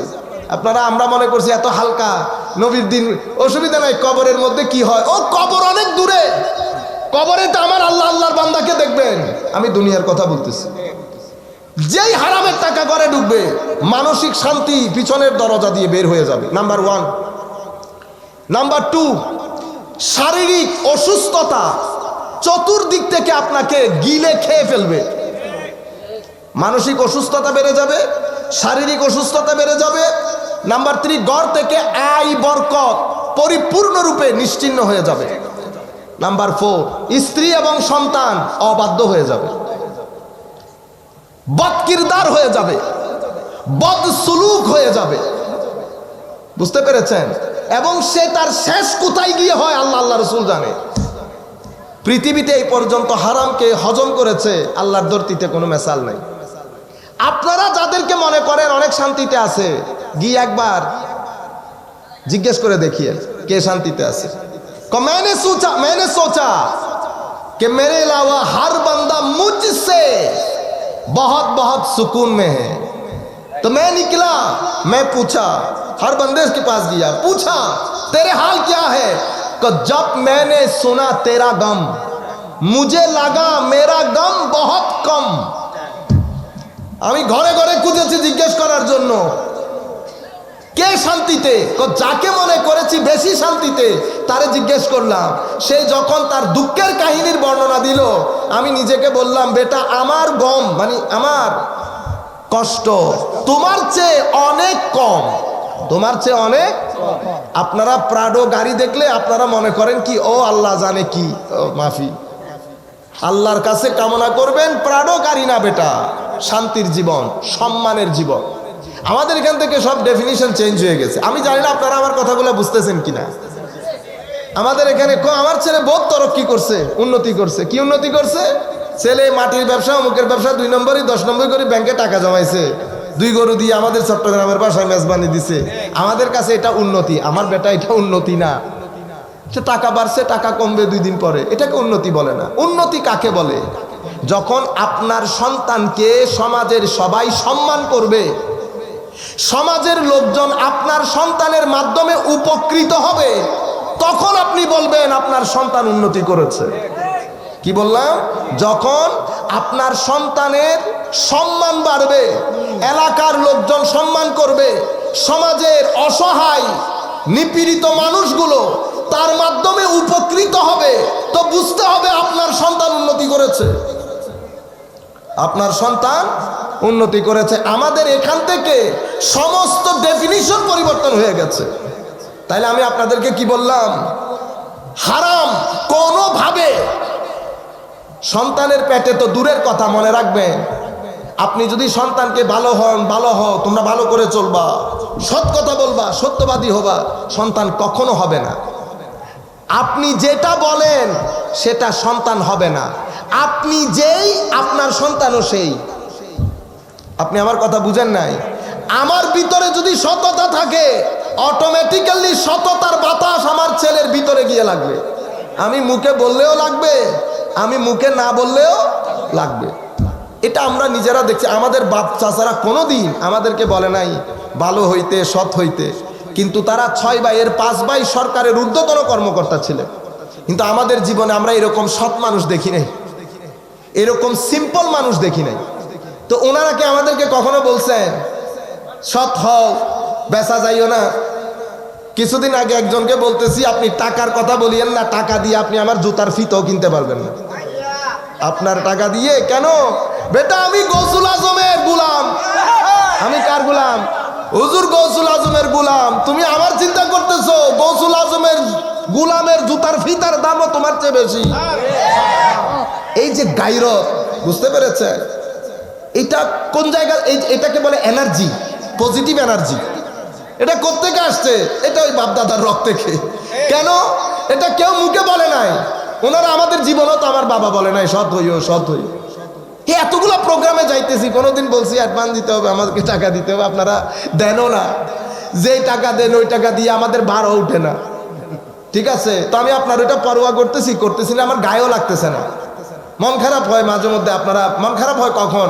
যখন দেখি আপনি আমার উপর জুলুম করতেছেন ইচ্ছা করে। কারণ একটা প্রোগ্রামে আপনি একজনকে দাওয়াত করছেন, দেখা গেছে আমাদের ছাত্র, ঠিক আছে, কিন্তু আপনি তাকে যে অবস্থা করছেন ওই তার 50 to 50 আমাকে করলেন না, তো তখন আমার মনে হয় আপনি আমাকে আন্ডার এস্টিমেট করেছেন। এটা আমার মন খারাপ হয়। কিন্তু আমার ছাত্ররা এত জায়গায়, যে পাবনার মধ্যেও গেলাম, ছাত্ররা বলতে হুজুর কোনো টাকা পয়সা দিতে পারবো না, আল্লাহ দিস না, কর, তবুও কর, এক জায়গায় বসি, শিখি কিছু জিনিস। আমি আপনাদেরকে বলতেছি পজিটিভ এনার্জি। এই যে হুজুর আমি গরিব, তো আপনি গরিব হয়েছেন কিসে? আপনি গরিব হয়েছেন আপনি আপনার সন্তানের, আপনার ঘরে বাগান আছে না, আপনি চাষবাস করেন না, আপনি শাক সবজি রোপণ করেন না, তো সবজির বাগানকে আগাছা মুক্ত করতে হয় না? হয়। সার দিতে হয় না? হয়। লুক আফটার তথা দেখভাল করতে হয় না? হয়। সকাল বিকাল চেক করতে হয় না? হয়। আপনি বলেন আপনার জীবনের শাক বাগান আপনার জীবনে গুরুত্বপূর্ণ না আপনার ছেলে সন্তানের বাগান আপনার জন্য গুরুত্বপূর্ণ? হায় হায়, আপনি কি করলেন? শাক বাগানকে মাথার উপর তুলেছেন, আর ছেলে মেয়ের বাগানকে আপনি পায়ের তলে রেখেছেন। আপনি শাক বাগানের যে খেদমত করেছেন তার 50% যদি আপনার ছেলে মেয়ের ক্ষেত্রে করতেন, আপনার তকদির বদলে যেত। আপনার তকদির। এই জন্য আমার আল্লাহ বলছেন, ইয়া আইয়ুহাল্লাযীনা আমানু কু আনফুসাকুম ওয়া আহলিকুম নারা। তুমি আগে নিজে বাঁচো, অতঃপর তোমার ছেলে মেয়েদেরকে বাঁচাও। মানে নিচে বাঁচবো কেন? তুমি যদি নিজে না বাঁচো পজিটিভ শক্তি আসবে না। যদি পজিটিভ শক্তি না আসে তো তোমার ছেলে মেয়েকে তুমি ইনফ্লুয়েন্স করতে পারবা না, কনভিন্স করতে পারবা না। আপনারা বুঝতে পেরেছেন? আপনারা ওই যে একটা, এই যে আমি গরিব বলে চালাই দিয়েন না। কেন? আপনি শাকে, আপনি একটা কদুর গাছের যে গুরুত্বের সাথে পানি দেন, আগাছা মুক্ত করেন, আপনি আপনার ছেলেকেও করবেন। ছেলেদেরকে কোরআন শিক্ষা দেন, আলে বাইত রাসূলের মহব্বত শিক্ষা, আমার নবীর মহব্বতের শিক্ষা, আউলিয়াদের জীবনী, আউলিয়ার দরবারে নিয়ে যান, ওলিদের কথা বলেন, ওলিদের জীবনী শিখান। যদি এগুলা না শিখান তো একজনে এখানে সমাজের মধ্যে নেকড়ে বাঘের অভাব নাই। নেকড়ে চিনেন না? এক নেকড়ে পা ধরে টানবে, একজন আকীদা ধরে টান দেবে, একজন আখলাক ধরে টান দেবে, আর একজন সততা ধরে টান দেবে, পাগল হয়ে যাবে। সুতরাং এখন থেকে ছেলের আকীদা, সততা, তার চরিত্র, এগুলার প্রতি পরিপূর্ণ দৃষ্টি দেন। দুনিয়া তো সম্মানিত হবেন, আখিরাত তো সম্মানিত হবে। আমাদের আজ থেকে অনেক বছর আগে বিল্ডিং এ কাজ করছিল এক মিস্ত্রি বাইরে। সে শুধু তার চাল চলনে মনে হচ্ছে মানে কিছুটা সভ্যতা আছে। আমি একদিন তাকে জিজ্ঞেস করলাম, আমাকে অনেক সম্মান করতো, আমি জিজ্ঞেস করলাম বাড়ি কোথায়? তো বললো হুজুর বাড়ি তো আমার। কথাবার্তা টোনও ডিফারেন্ট, গালিগালাজ করে না সে। তো আমি বলতেছি বাচ্চা টাচ্চা ক হুজুর দোয়া করবেন, আমার বাচ্চা ঢাকা বিশ্ববিদ্যালয়ে পড়ে। কিসে পড়ে? ঢাকা বিশ্ববিদ্যালয়ে পড়ে। ছেলের কারণে আমি যখন আমার বাবাকে বললাম, ভাইদেরকে বললাম, তার সে যে মিস্ত্রি 3 দিন আগে তার সাথে যে ডিলিং করা হতো 3 দিন পর থেকে ডিলিং পরিবর্তন হয়ে গেছে, তাকে চেয়ারে বসানো হচ্ছে। এই যে সম্মানটা পাইলেন কিসের কারণে? ছেলের কারণে। সুতরাং একেবারে লবণ দিয়ে ভাত খাইয়ে হলো ছেলেদেরকে মানুষ করেন, লেখাপড়া শিখান, মনুষ্যত্ব শিখান, মসজিদের মধ্যে ইমাম সাহেবের কাছে পাঠিয়ে দিনদারি শিখান। ছেলের মাধ্যমে আপনার বাগান শাক বিক্রি করে ফেলেছেন, টাকাও খেয়ে ফেলেছেন, 1 মাসে শেষ। ওয়ালাদুন সালেহুন, আপনার এই নেককার সন্তান দুনিয়াতেও আপনাকে সম্মান দেবে, কবরে আপনাকে মুক্তি মুক্তি দান করবে। কিয়ামতের ময়দানে জাহান্নাম আর আপনার মাঝখানে দাঁড়িয়ে যাবে সে। এবার সিদ্ধান্ত আপনার হাতে। আমি ছেলেদেরকে বলছিলাম সততার কথা। সততার জীবনে আমরা সততার হাত ছাড়বেন না। এই যে দাপটের সাথে কথাগুলো বলে যাচ্ছি কিসের কারণে? সততার কারণে। আপনারা বুঝতে পেরেছেন? আল্লাহ রাব্বুল আলামিন আমাদেরকে সৎ হিসেবে কবুল করুক। আল্লাহ যেন আমাদেরকে কোনো ফিতনার মধ্যে না ফেলে। আমরা ফিতনা পরীক্ষা দিয়ে পাশ করার ক্ষমতা আমাদের, আমরা খুব গরিব শরীফ মানুষ। এক। 2 নম্বর কৃতজ্ঞতা। অভিযোগ করবেন না। আমার আল্লাহ যে অবস্থায় রেখেছে আল্লাহর দরবারে শুকরিয়া আদায় করবেন। কেন? কারণ আপনি মনে করছেন আমার কি নাই। আপনি যদি কি নাই এগুলা তালাশ করেন তাহলে তো জীবনেও আপনার মুখ দিয়ে আলহামদুলিল্লাহ বের হবে না। কি আছে এগুলা চেক করেন। আমার নবী হাদিসে পাকের মধ্যে বলেছেন, লা তানজুরু ইলা মান ফাওকাকুম ওয়ানজুরু ইলা মান আসফালিকুম আও কামা ক্বালা নবী সাল্লাল্লাহু আলাইহি ওয়াসাল্লাম। তোমার উপরে কে আছে এটা দেখিও না, তোমার নিচের লোক দেখো, তোমার ভিতরে প্রশান্তি আসবে। আপনি যদি আল্লাহর দরবারে শুকরিয়া আদায় করেন, আমার আল্লাহর সুন্নত হচ্ছে যারা শুকরিয়া আদায় করে আমার আল্লাহ অবশ্যই তাদের নিয়ামতকে বাড়িয়ে দেয়। আমার আল্লাহ অবশ্যই তাদের নিয়ামত বাড়িয়ে দেয়। আর যারা শুকরিয়া আদায় করে না আমার আল্লাহ তাদের জন্য আযাবের ব্যবস্থা করেন। অর্থাৎ যেই নিয়ামত দিয়েছে সেটা কেড়ে নেবে আমার আল্লাহ। প্রত্যেক ব্যক্তি মনে রাখবেন, যিনি যে অবস্থার মধ্যে যাকে যে অবস্থায় আল্লাহ রেখেছে, যেটা বলবেন আলহামদুলিল্লাহ।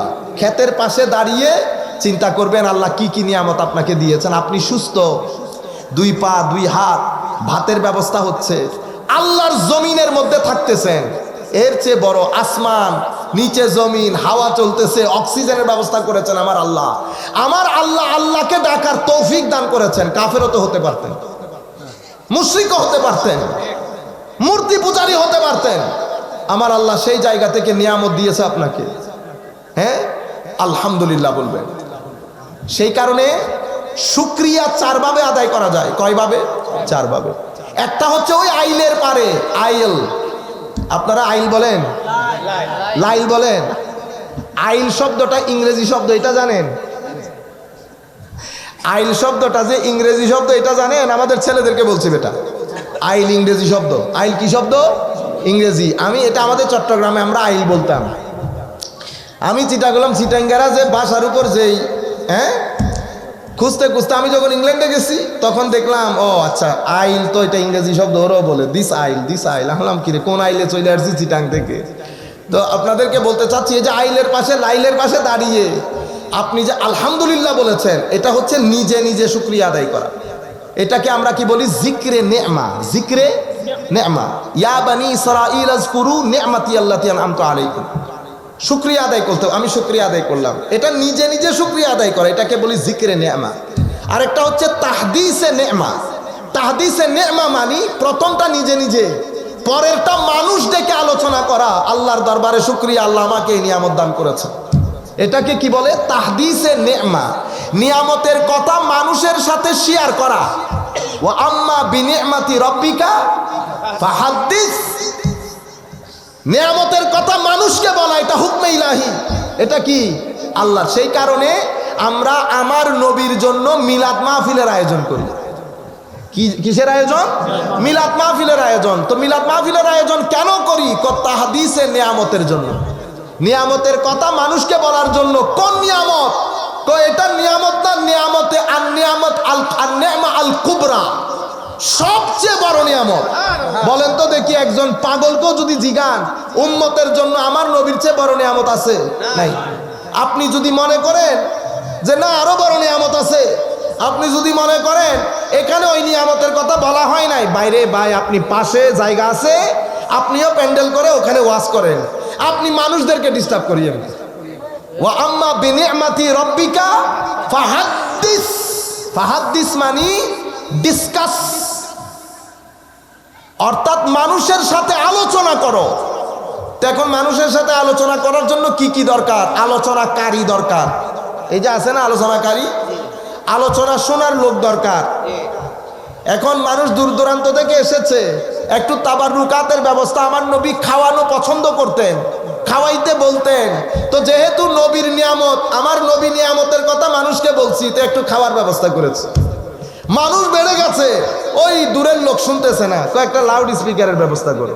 সব কিছু প্যাকেজের মধ্যে চলে এসেছে। কিসের? তাহদিসে নেমা।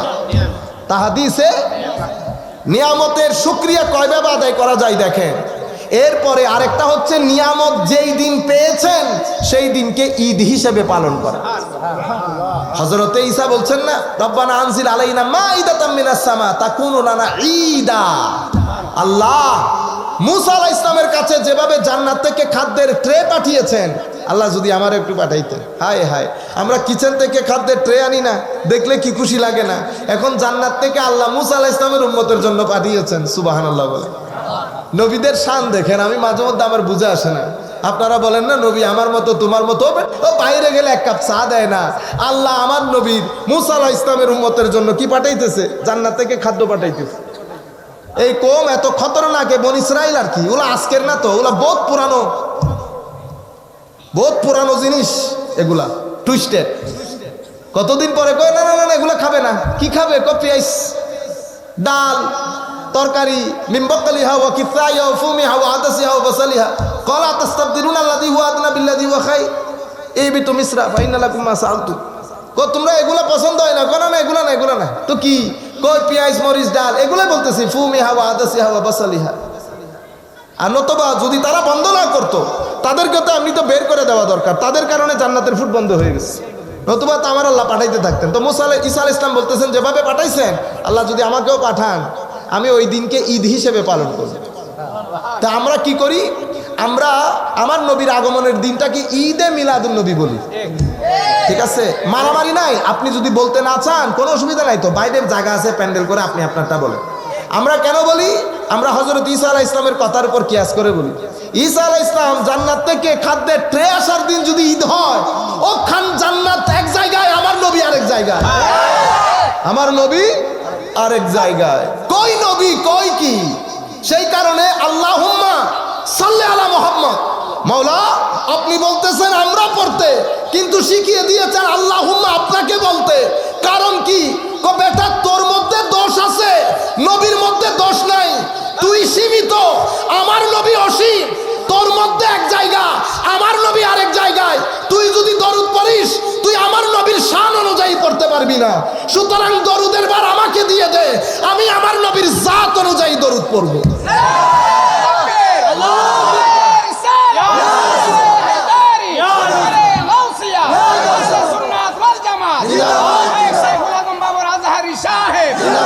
আল্লাহ আমরা তো জানি না মাওলা এই নবীর শান ও মান কি রকম, কিন্তু কোরআনের আয়াত দিয়ে আমরা বুঝি নবীর শানে মাহবুবিয়তকে আপনি আসমান সম করেছেন।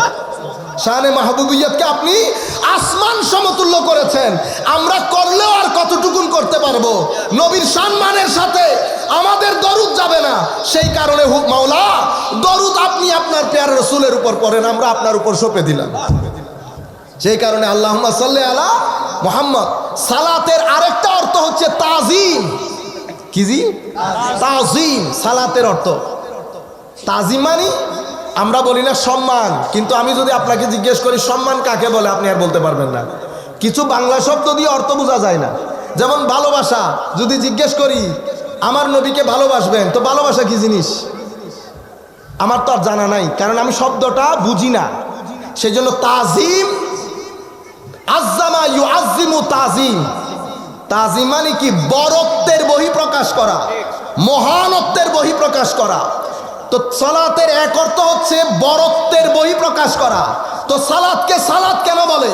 তো সালাতকে সালাত বলে রুকুর মাধ্যমে, কিয়ামের মাধ্যমে, অতঃপর সিজদার মাধ্যমে বান্দা তার শরীরের সর্বোত্তম অংশকে মাটির মধ্যে রেখে মহান আল্লাহর যে মহানত্বের ঘোষণা দেয়, সেই মহানত্বের দিকে তাকিয়ে সালাতকে সালাত বল।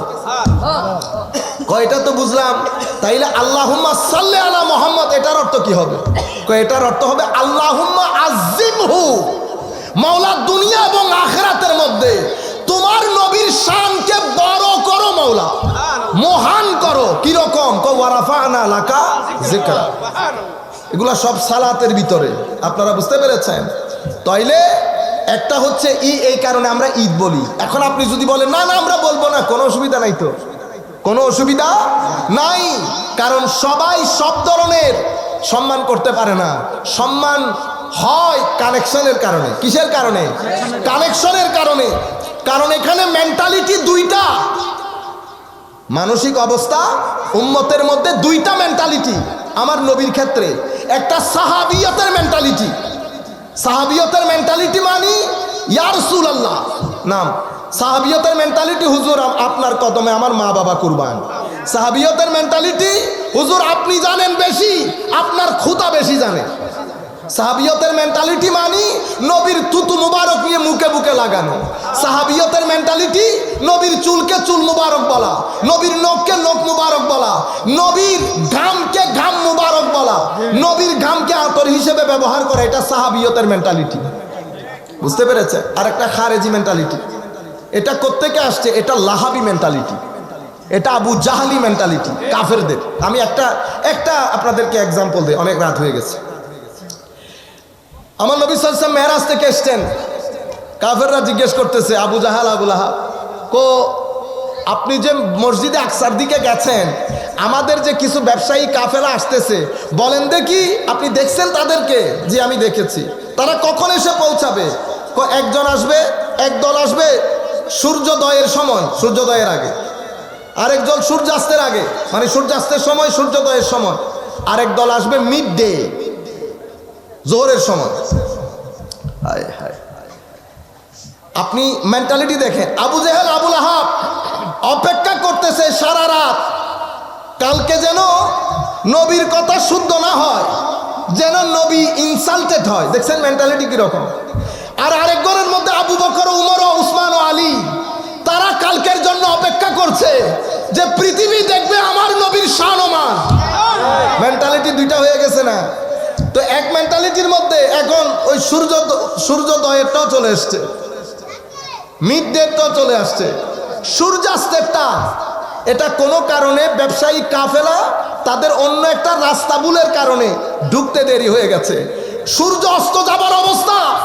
আবু জেহেল আবু লাহাবের খুশির কোনো শেষ নাই, কারণ নবীর কথা শুদ্ধ হয় নাই। নবী জানে না বলতে পারবে, নবী জানে না বলতে পারবে। এদিকে আবু বকর, ওমর, উসমান ও আলী তাদের সিনার ভিতরে ভেটে যাচ্ছে, ইয়া রাসূল, ইয়া মাওলা, আমার নবীর কথা, আমার নবীর এলম নিয়ে প্রশ্ন উঠবে। তাদের মেন্টালিটি, কাফেরদের মেন্টালিটি দুই ধরনের হয়ে গেল না? আমার আল্লাহ সূর্যকে বললেন, সূর্য একটু সবর, একটু সবর।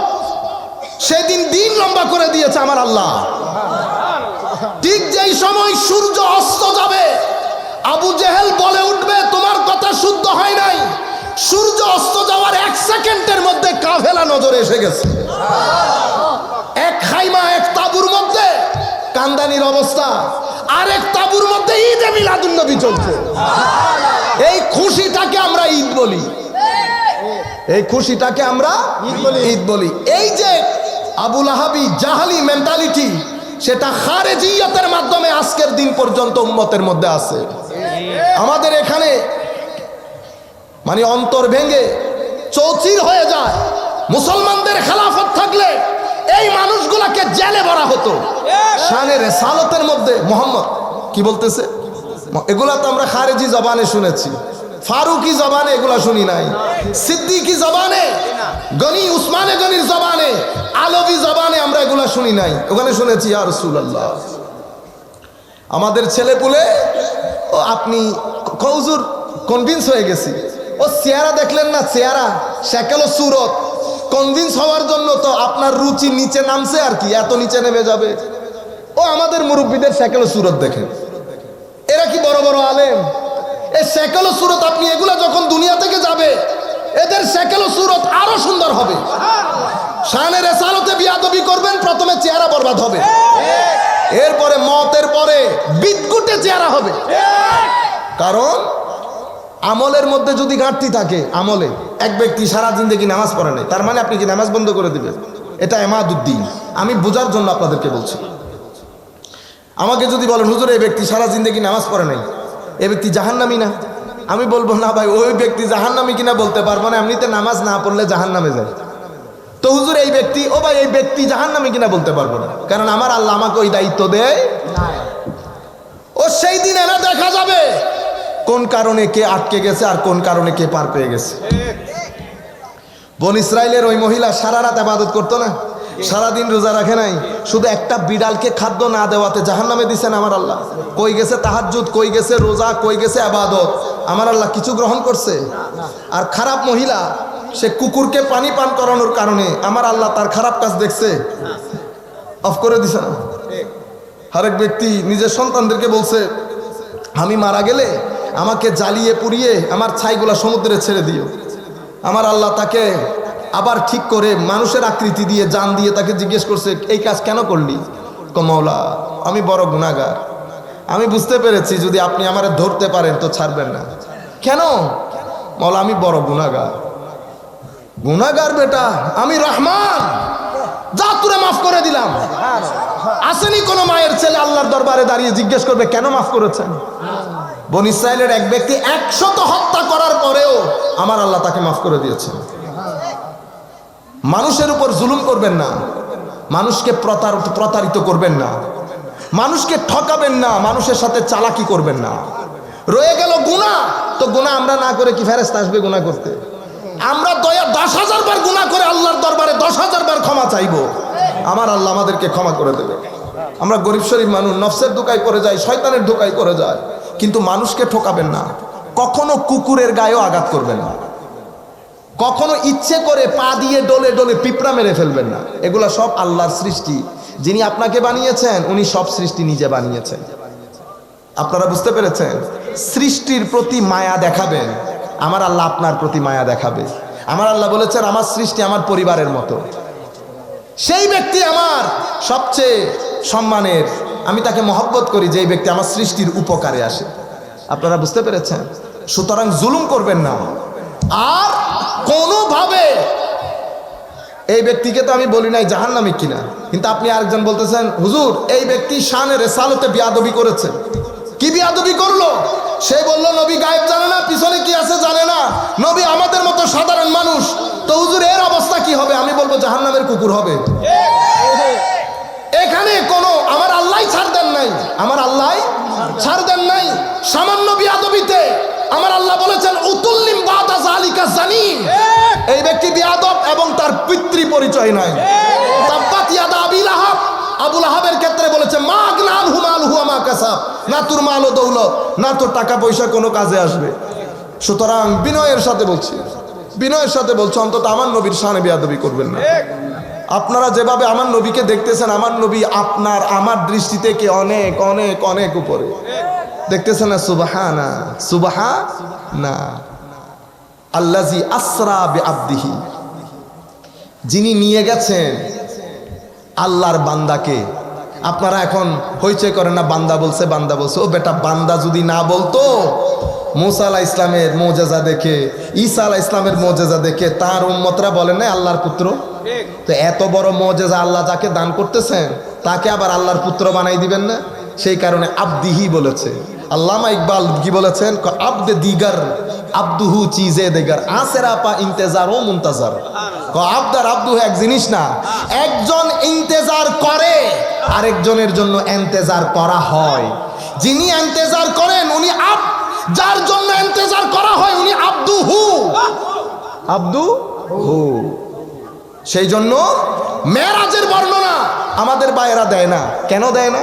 আমি আজকে মেরাজের বর্ণনা করতেছিও না, ইনশাআল্লাহ কিছুদিন পরে আপনারা পাবেন। মেরাজের বর্ণনার মধ্যে আহলে সুন্নাত ওয়াল জামাতের সমস্ত আকীদা লুকায়িত। মেরাজ যদি মানেন আপনাকে নূর মানতে হবে। মেরাজ যদি মানেন নবীদের হায়াত মানতে হবে। মেরাজ যদি মানেন কবরে নবীদের সশরীরে জীবিত থাকা মানতে হবে। মেরাজ যদি মেরাজের কথা বললে মুসা আলাইহিস সালামের কারণে যে নামাজ 5 ওয়াক্ত হয়েছে এটাও বলতে হবে। তো মানুষ তো জিজ্ঞেস করবে যে হুজুর আপনি না বললেন মোরে মাটির সাথে মিশে যায়, তো মুসা নবী মারা গেছেন তো অনেক আগে, এই মুসা নবী কেমনে নামাজ কম করে দিলেন? এটা মুসা নবীর ইহসান না আমাদের উপর? আমরা হযরতে মুসা আলাইহিস সালামকে আমাদের জানের চেয়ে বেশি মহব্বত করি। হাল জাযাউল ইহসান ইল্লাল ইহসান। কারণ আমাদের মুসা নবী না হলে আমার নবী হায়ার কারণে বলতেন না আল্লাহর দরবারে, কত হায়াশীল। তো এটা কে কাজ করলেন? মুসা নবী। আপনি যদি মেরাজের কথা বলেন তো মেরাজের একটা রুট আছে না, রুট যেই রাস্তা দিয়ে মেরাজ করেছে, আমার নবী বলেন নাই এটা ঈসা। আমি যাওয়ার সময় দেখছি ঈসা কবরের মধ্যে দাঁড়িয়ে আছে আমাকে সেলুট দেওয়ার জন্য। কিন্তু আমাদের উলামায়ে কেরাম নামাজের কথা বলেন, মুসা ইউসাল্লি ফি কবরিহি। আহারে, সালাতের শুধু সালাত অর্থ না, এটা তো সুন্দরও লাগবে না। কুল কায়নাতের শ্রেষ্ঠতম ঘটনা ঘটছে, আমার আল্লাহ ওই রুট দিয়ে আমার নবীকে নিয়ে যাচ্ছে। মুসা আলাইহিস সালাম যদি নবীকে স্যালুট না করে নামাজ পড়ে তাহলে তো এটা প্রটোকলের খেলাফ হবে। আমি যদি এখানে বসি, কোন সিনিয়র আলেম যদি এখানে আসে, আমি যদি বলতে থাকি কথা, তো এটা প্রটোকলের খেলাফ হবে না? তো কমনলি আন্ডারস্টুড। এগুলোর জন্য কি কোরআন হাদিস পড়তে হয়? ও ব্রেন, এটা আল্লাহ কেন দিছে, এটা ব্যবহার করতে হবে না? আচ্ছা, ঈসা আলাইহিস সালাম কবরের মধ্যে দাঁড়িয়ে ইউসাল্লি কাইমান, দাঁড়িয়ে আমার নবীকে স্যালুট দেওয়ার জন্য, সালাতু সালাম যেটাকে বলি আমরা, দেওয়ার জন্য মুসা কবরে। তো সব কিছু এখন মানুষ জিজ্ঞেস করবেন, হুজুর আপনি যে অমুক মাহফিলে বলেছেন নবীরা মরে মাটির সাথে মিশে যায়, তো এখন যে বলতেছেন ঈসা আলাইহিস সালাম দাঁড়িয়ে আছে কবরে নামাজ পড়তেছে, নবীকে সালাম দিচ্ছে, এটা কেমনে আটকে যাবে না? আচ্ছা, এরপরে মসজিদে আকসার মধ্যে সমস্ত নবীরা একত্রিত হয়েছে, আমার নবী নামাজ পড়িয়েছে, ঠিক আছে? তো সমস্ত নবী আসলো কোত্থেকে? এখানেও আছে, আসমানেও আছে।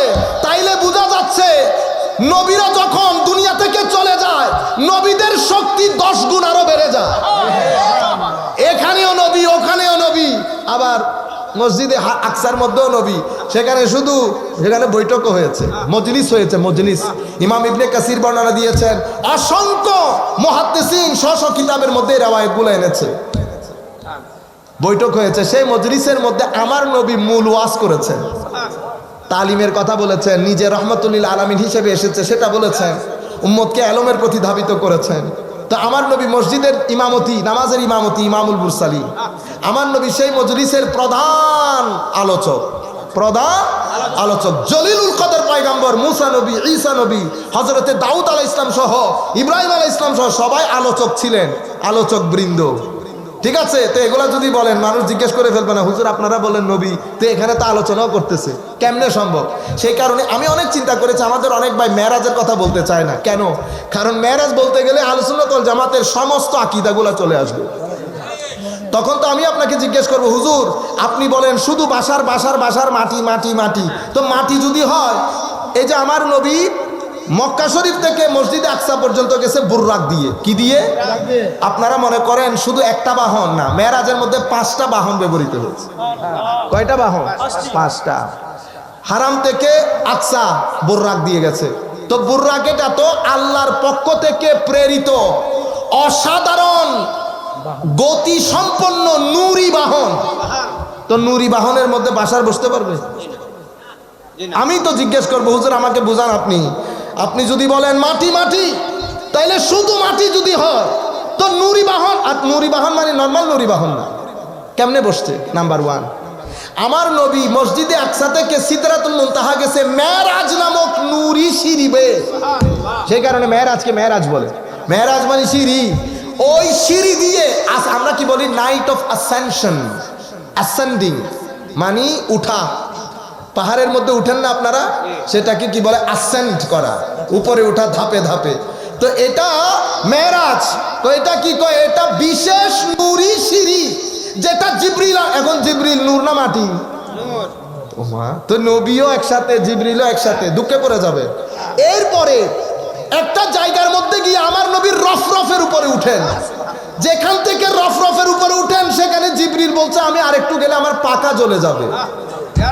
আজীব বিষয় না? তো ওইটাকে আপনি কোথায় ফেলবেন? আমি বলতেছি নূরও এক জায়গায়, বাশারিয়ত এক জায়গায়, হাকিকতে মুহাম্মদী কোন জায়গায় আল্লাহ জানে, আল্লাহ রসুল জানে। আপনারা এগুলোর মধ্যে মারামারি করে লাভ আছে? ওই হাকিকতে মুহাম্মদী সেটা আমার আল্লাহ জানে, আমার আল্লাহ রসুল জানে। সেই কারণে আমরা যখন মেরাজের বর্ণনা দেব, মেরাজের মূল শিক্ষা নামাজ, মেরাজের মূল শিক্ষা আখলাক। আমার নবীকে আল্লাহ দেখিয়েছেন, নামাজ পড়তো না তাদের কি হাল, জাকাত দিত না তাদের কি হাল। আমাদের মতো যারা বক্তা সাদা কালো মিশিয়ে কথা বলেছে, মানুষের মধ্যে ফিতনা ফাসাদের সৃষ্টি করেছে, তাদের নাকি করাত দিয়ে জিব্বা কাটা হতো। আল্লাহ পানা চাই তোমার দরবারে। এই জিনিসগুলো আমার নবী আমাদেরকে এসে বলেছেন আমরা জাতিকে বুঝাইতে হবে। মেরাজের মেইন গিফট নামাজ, এবং এই নামাজ আমাদের জাতিকে সভ্য করার জন্য মুসলিম দুনিয়ার সবচেয়ে বড় হাতিয়ার। কিন্তু আপনারা যে আন্দাজে নামাজের মধ্যে মারামারি শুরু করেছেন, সেই নামাজ না। নামাজ শিখতে হলে সুফিয়ায়ে কেরামের দরবারে যাবেন, তরিকতপন্থীদের দরবারে যাবেন, তারা আপনাদেরকে শিখাবে। নামাজের অংশ দুইটা, একটা মুফতি শিখাবে আর একটা পীর সাহেব শিখাবে। এই পীর না, আপনারা যে পীর যেটা চিন্তা করতেছেন আর অরিজিনাল যারা উলামায়ে রব্বানী, এরা আপনাদেরকে শেখাবে। বুঝতে পেরেছেন? আমরা আর দীর্ঘায়িত না করি। আল্লাহ রাব্বুল আলামিন আমাদের হামি ও নাসির হোক। মাওলাই করিম আমাদেরকে কবুল করুক। আল আজহার ঈদে মিলাদুন্নবী পৃথিবীর বুকে ঈদে মিলাদুন্নবী হয় না এমন একটা দেশ আমাদেরকে জানাবেন। আজহারের বুকে শুধু ঈদে মিলাদুন্নবী হয় না, সরকারিভাবে 12 দিন ব্যাপী ঈদে মিলাদুন্নবী পালিত হয়। যে ঈদে মিলাদুন্নবীর মাহফিলের মধ্যে আমাদের দেশে যারা ঈদে মিলাদুন্নবী পছন্দ করে না, তারাও গিয়ে 5 স্টার হোটেলে থাকে, রোস্ট খায়, বিরিয়ানি খায়, মিষ্টি খায়, খাইয়া উল্টায়, বমি করে, পরে এখানে এসে বলে মিলাদুন্নবী নাই। এটা 12 দিন ব্যাপী সরকারি। আমার কথাগুলো যাচ্ছে, আপনি যদি এই আমরা এখন বলতে পারো জিম্মাদারি নিয়ে বলতেছি, যে কোনো জায়গায় একেবারে ঢাঙ্কা কি চোট মে, উর্দুর পাকিস্তানের একটা কথা বলে না, ঢাঙ্কা কি চোট পে উঠকে বাদ করে না। সবাইকে সিনা খুলে বলবেন যে হুজুর বলছে 12 দিন ব্যাপী বলে ঈদে মিলাদুন্নবী পালিত হয়, সেখানে বলে আমাদের দেশে যারা ঈদে মিলাদুন্নবী মানে না, তারা গিয়ে 5 স্টার হোটেলে থাকে, দবাইয়া খায়। কি খায়? দবাইয়া, কারণ বাফে সিস্টেম থাকে তো। খায়, খেয়ে ঈদে মিলাদুন্নবীর মজলিসে বসে বড় বড় উলামায়ে কেরাম, পৃথিবী বিখ্যাত আলেমরা তাকরীর করে, বিকজ এটা হচ্ছে 12 দিন ব্যাপী।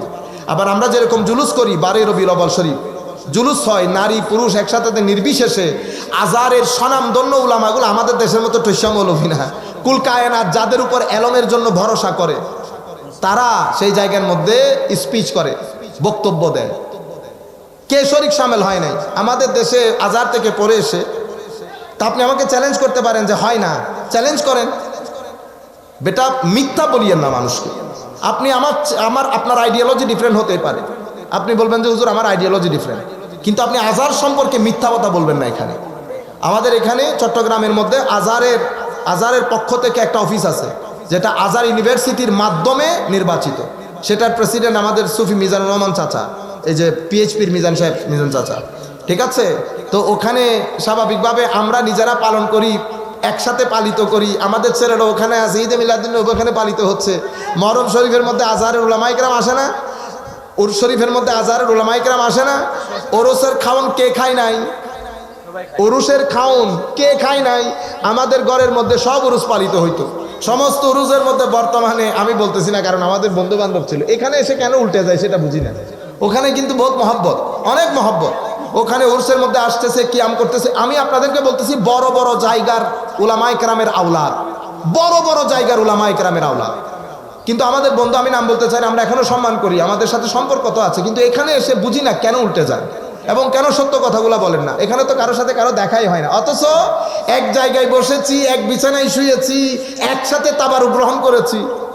ইন্না লিল্লাহি ওয়া ইন্না ইলাইহি রাজিউন। আচ্ছা, এর পরবর্তীতে হযরত ইমাম হুসাইন রাদিয়াল্লাহু তাআলা আনহুর উরসে পাকের মধ্যে যায় নাই, এটা কোন ব্যক্তি? এখন আপনি বেদাতের নিয়তে গেছেন না কোন দাতের নিয়তে গেছেন? আপনি আজহারকে বেদাত শিখাইতে হবে না, পারবেনও না, সেটা আপনিও জানেন। আজহার কি জিনিস সেটা তো আপনি জানেন, ঠিক আছে? হযরতে আব্দুর রহমান আল বাদাভি, মানে মিশরের 6 কুতুবের এক কুতুব, ইমাম দাসুকি, আব্দুর রহমান আল বাদাভি, সব তো ওখানে। ইমাম শাফি ওখানে, ইমাম ওয়াকি ওখানে, জালালউদ্দিন সুয়ুতি ওখানে, ইমাম কাস্তালানি ওখানে, ইমাম বদরুদ্দিন আইনি ওখানে, ইমাম ইবনে দাকিক আল ঈদ ওখানে, জুন্নুন আল মাসরি ওখানে, ইমাম শাহজলি ওখানে, ইমাম আতাউল্লাহ ইস্কান্দারি ওখানে। তারপরে দরুদে বুরদা শরীফের নাম কি? দরুদে বুরদা, বেটা দরুদে বুরদা, জি ইমাম বুসিরি, ইমাম শরফুদ্দিন আল বুসিরি, পুরা নাম বলবে না বেটা, ইমাম শরফুদ্দিন আল বুসিরি ওখানে। শরফুদ্দিন আল বুসিরি শাইখ ওখানে, আমি তো এখনো পর্যন্ত বলিও নাই কত, সব মিশরের মধ্যে। বুঝতে পেরেছেন? হায় হায়, সব কিছু করে এসে এখানে আমরা নাই বলি। মিথ্যা বলিয়েন না। আপনি বলেন যে ওখানে হয় সব কিছু, কিন্তু আমি ওগুলার পক্ষে না, বস ফিনিশ, ও হয়ে যায়। আপনি কিন্তু আজহারে যখন ফর্ম ফিল আপ করেছেন তখন ওখানে লিখতে হয়েছে আমি হানাফি, আমি সুন্নি, সব লিখতে হয়েছে। তারপরে আরো আশ্চর্যের বিষয় হচ্ছে, যেই ফ্যাকাল্টিতে পড়েন না কেন তাসাউফের কিতাবও পড়ছেন, পীর তরিকতপন্থী এগুলোর কিতাব পড়ছেন, তাসাউফ আল ইসলামী। বলেন আপনি তাসাউফ পড়েন নাই? বলেন যে আপনার ফ্যাকাল্টিতে আপনি তাসাউফ পড়েন নাই, ও 300 মার্কের পরীক্ষায় পাশ করতে হয়েছে, দবাইয়া তাসাউফ পড়তে হয়েছে পাশ করার জন্য, এখানে এসে সব না হয়ে গেছে। এলমে তাসাউফ সম্পর্কে জ্ঞান অর্জন করতে এটা কোন কিতাব পড়তে পারি? এখন মনে রাখবেন, এটা আসলে এই ধরনের প্রশ্নগুলো আসলে অনেক ধন্যবাদ, আপনারা এই ট্রিপিক্যাল প্রশ্নগুলো না করে এই প্রশ্নগুলো করছেন। তাসাউফের কিতাব যখন রচনা শুরু হয়েছে তখন কিন্তু হাদিসের কিতাবের রচনা শুরু হয়নি। প্রথম যুগে ইমাম আহমদ ইবনে হাম্বল রচনা করেছেন কিতাবুজ জুহদ ওয়ার রাকায়েক, তাসাউফের কিতাব।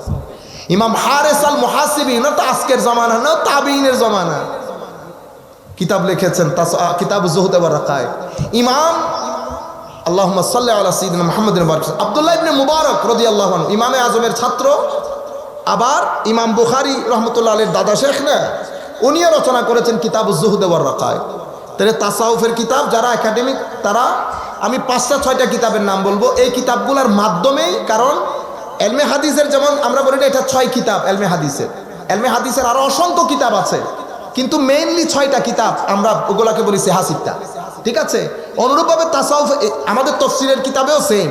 আপনি যখন তফসির পড়বেন, তাইলে তফসিরের মধ্যে যদি আপনি পড়তে চান যে আমি শুধু রেওয়ায়তের মাধ্যমে তফসির জানবো, মানে আমার নবীর রেওয়ায়ত, সাহাবায়ে কেরামের রেওয়ায়ত, তাবেঈনের রেওয়ায়ত, তফসির বিল আসার, যদি এরকম হয় আমরা তাবারি, শুরুতে তাবারি, শেষের দিকে ইমাম ইবনে কাসিরের তফসির ইবনে কাসির। তাবারি যেহেতু বড়, আমরা তফসির ইবনে কাসির ছোট 4 খণ্ডের মধ্যে। এটা তো যারা আমরা বক্তব্য দেই, আমাদের উচিত পড়ে ফেলা অথবা পড়ার মধ্যে থাকা। একেবারে না পড়ে যখন আপনি কথা বলতে আসবেন, বেটা নিজেও ফিতনাবাজ হবেন, মানুষের মধ্যে ফিতনা তৈরি করবেন। আচ্ছা, এরপরে যদি আপনি মনে করেন যে না হুজুর আমি শাব্দিক বিশ্লেষণ সম্পর্কে জানবো, তাহলে আপনাকে কাশফ পড়তে হবে। আপনি যদি মনে করেন আমি কোরআনের মাসনা মাসাইল সংক্রান্ত তফসির জানবো, তাহলে আপনাকে কুরতুবী পড়তে হবে। আপনি যদি মনে করেন আমি সুফিয়ানা এবং দার্শনিক ভাবে তফসিরগুলো জানবো, তাহলে রাজি পড়তে হবে, মাফাতিহুল গায়েব ইমাম রাজি। অথবা আপনি সুফিয়ানা করতে হলে আপনি পড়তে হবে রুহুল মাআনি, রুহুল বায়ান। আবার আপনি মাযহারিও পড়তে পারেন, আপনি বাগাবিও পড়তে পারেন, সাদি পড়তে পারেন। কিন্তু মেইনলি যদি বলেন, তাহলে আমি বলবো মিনিমাম ইবনে কাসির এবং তফসিরে জালালাইন, একদম মিনিমাম ক্ষেত্রে। একটু উপরে উঠে কুরতুবী, ইমাম রাজি, একটু মিলাই কিছু কিছু বললে আপনার আইডিয়া হবে। তাইলে এলমে হাদিস একার তফসিরের কিতাব। এখন আপনি কি মাস্টারি করতে পারবেন? হুজুর আমি কারোর সাথে একমত না, এটা আমাদের ইদানিং কালের একজন মুফাসসির বলছে, মাফি দিয়ে দেবে। এটা ওই ইদানিং কালের মুফাসসির কি জরুরত নেই, আপনি খাতেমে রাখ, ঠিক আছে? আমাদের এখানে গন্ডগোল হয়ে যায় কেন? গন্ডগোল হয়ে যায় আপনিগুলো সব বাদ দিয়ে আপনার নির্দিষ্ট একজন নেতা আছে, ওই নেতার তফসিরই গ্রহণ করতেছেন, বাকি সব বাদ দিয়ে দিয়েছেন। এটা বেটা উম্মতে মুসলিমা গ্রহণ করবে না, ফিতনা ফাসাদ তৈরি হবে। আচ্ছা, এবার তাসাউফের কিতাবে, তাসাউফের মতো অসংখ্য কিতাব আছে, কিন্তু মেইন কিছু কিতাব আছে। মেইন কি কিতাব? যেমন ইমাম কুশাইরির আর রেসালা, এটাকে বলে রেসালা কুশাইরিয়া। রেসালা কুশাইরিয়া এগুলো লেখা হয়েছে কখন জানেন? 300 থেকে 400 হিজরির মাঝখানে। হুজুর গৌসুল আজম দুনিয়া থেকে চলে গেছেন 562 হিজরিতে। তাহলে 562 হিজরি আর 300-400 হিজরির মাঝখানে 100-150-200 হিজরির ফারাক না? তো উনি অনেক আগের না? আর রেসালা। এরপর ইমাম তুসির কিতাব আছে আল-লুমা, ঠিক আছে? কুতুল কুলুব, কুতুল কুলুব 3টা। কাশফুল মাহজুব দাতা গঞ্জে বখশ আলী হুজবেরি, এরা সব প্রথম যুগের। কিন্তু প্রথম যুগের আবার আরেকটা প্রথম যুগ আছে, আমি জাস্ট আপনাদের জন্য মনে রাখতে পারেন মতো সহজ করে বলতেছি। তাইলে 4টা বলছি না? রেসালা কুশাইরিয়া ইমাম কুশাইরি, লুমা ইমাম তুসির, কুতুল কুলুব, এরপরে দাতা গঞ্জে বখশ আলী হুজবেরির কাশফুল মাহজুব, 4টা হয়ে গেছে। এরপরে ইমাম সোহরাওয়ার্দী, শিহাবুদ্দিন সোহরাওয়ার্দীর কিতাব আওয়ারিফুল মাআরিফ, ঠিক আছে? এরপরে অসাধারণ কিতাব মানাজিলুস সাইরিন, মানাজিলুস সাইরিন। এই সব কিছু এক জায়গায় রাখবেন। যদি মনে ইচ্ছে করে যে দূরে এগুলো পড়তে ঝামেলা হয়ে যাবে, তাইলে ইহয়া উলুমিদ্দিন ইমাম গাজালি, একের ভিতরে অনেক, একের ভিতরে অনেক। ইহয়া উলুমিদ্দিন পড়ে ফেলবেন, আপনার জীবনে আর কোনো কিতাব না পড়লেও চলবে। আপনি শরীয়ত বলেন, তরিকত বলেন, মারিফত বলেন, আপনি আর কোনো কিছু না পড়লেও চলবে। আপনি যদি ইমাম গাজালি পড়েন, তো শুরুতে 2টা কিতাব অবশ্যই পড়বেন। একটা আল বেদায়া, এটাকে বলে না, এটা আল বেদায়া ওয়ান নিহায়া, এটা ইমাম ইবনে কাসিরের। ইমাম গাজালির কিতাব, এটা হচ্ছে প্রত্যেক ছাত্রের জন্য এটা পড়া ফরজ। বেদায়াতুল হেদায়া, বেদায়াতুল হেদায়া মানে আপনার জীবনের শুরুটা কিভাবে করবেন। এগুলা যখন আরব দেশের লোক এগুলা পরে বিদায়, ওনারা অনেক সুফি, আমরা পড়ি না বিদায় আমাদের মধ্যে গুন্ডামি যায় না, মাহফিলের মধ্যে এমনি এমনি এমনি এমনি করি না, ঠিক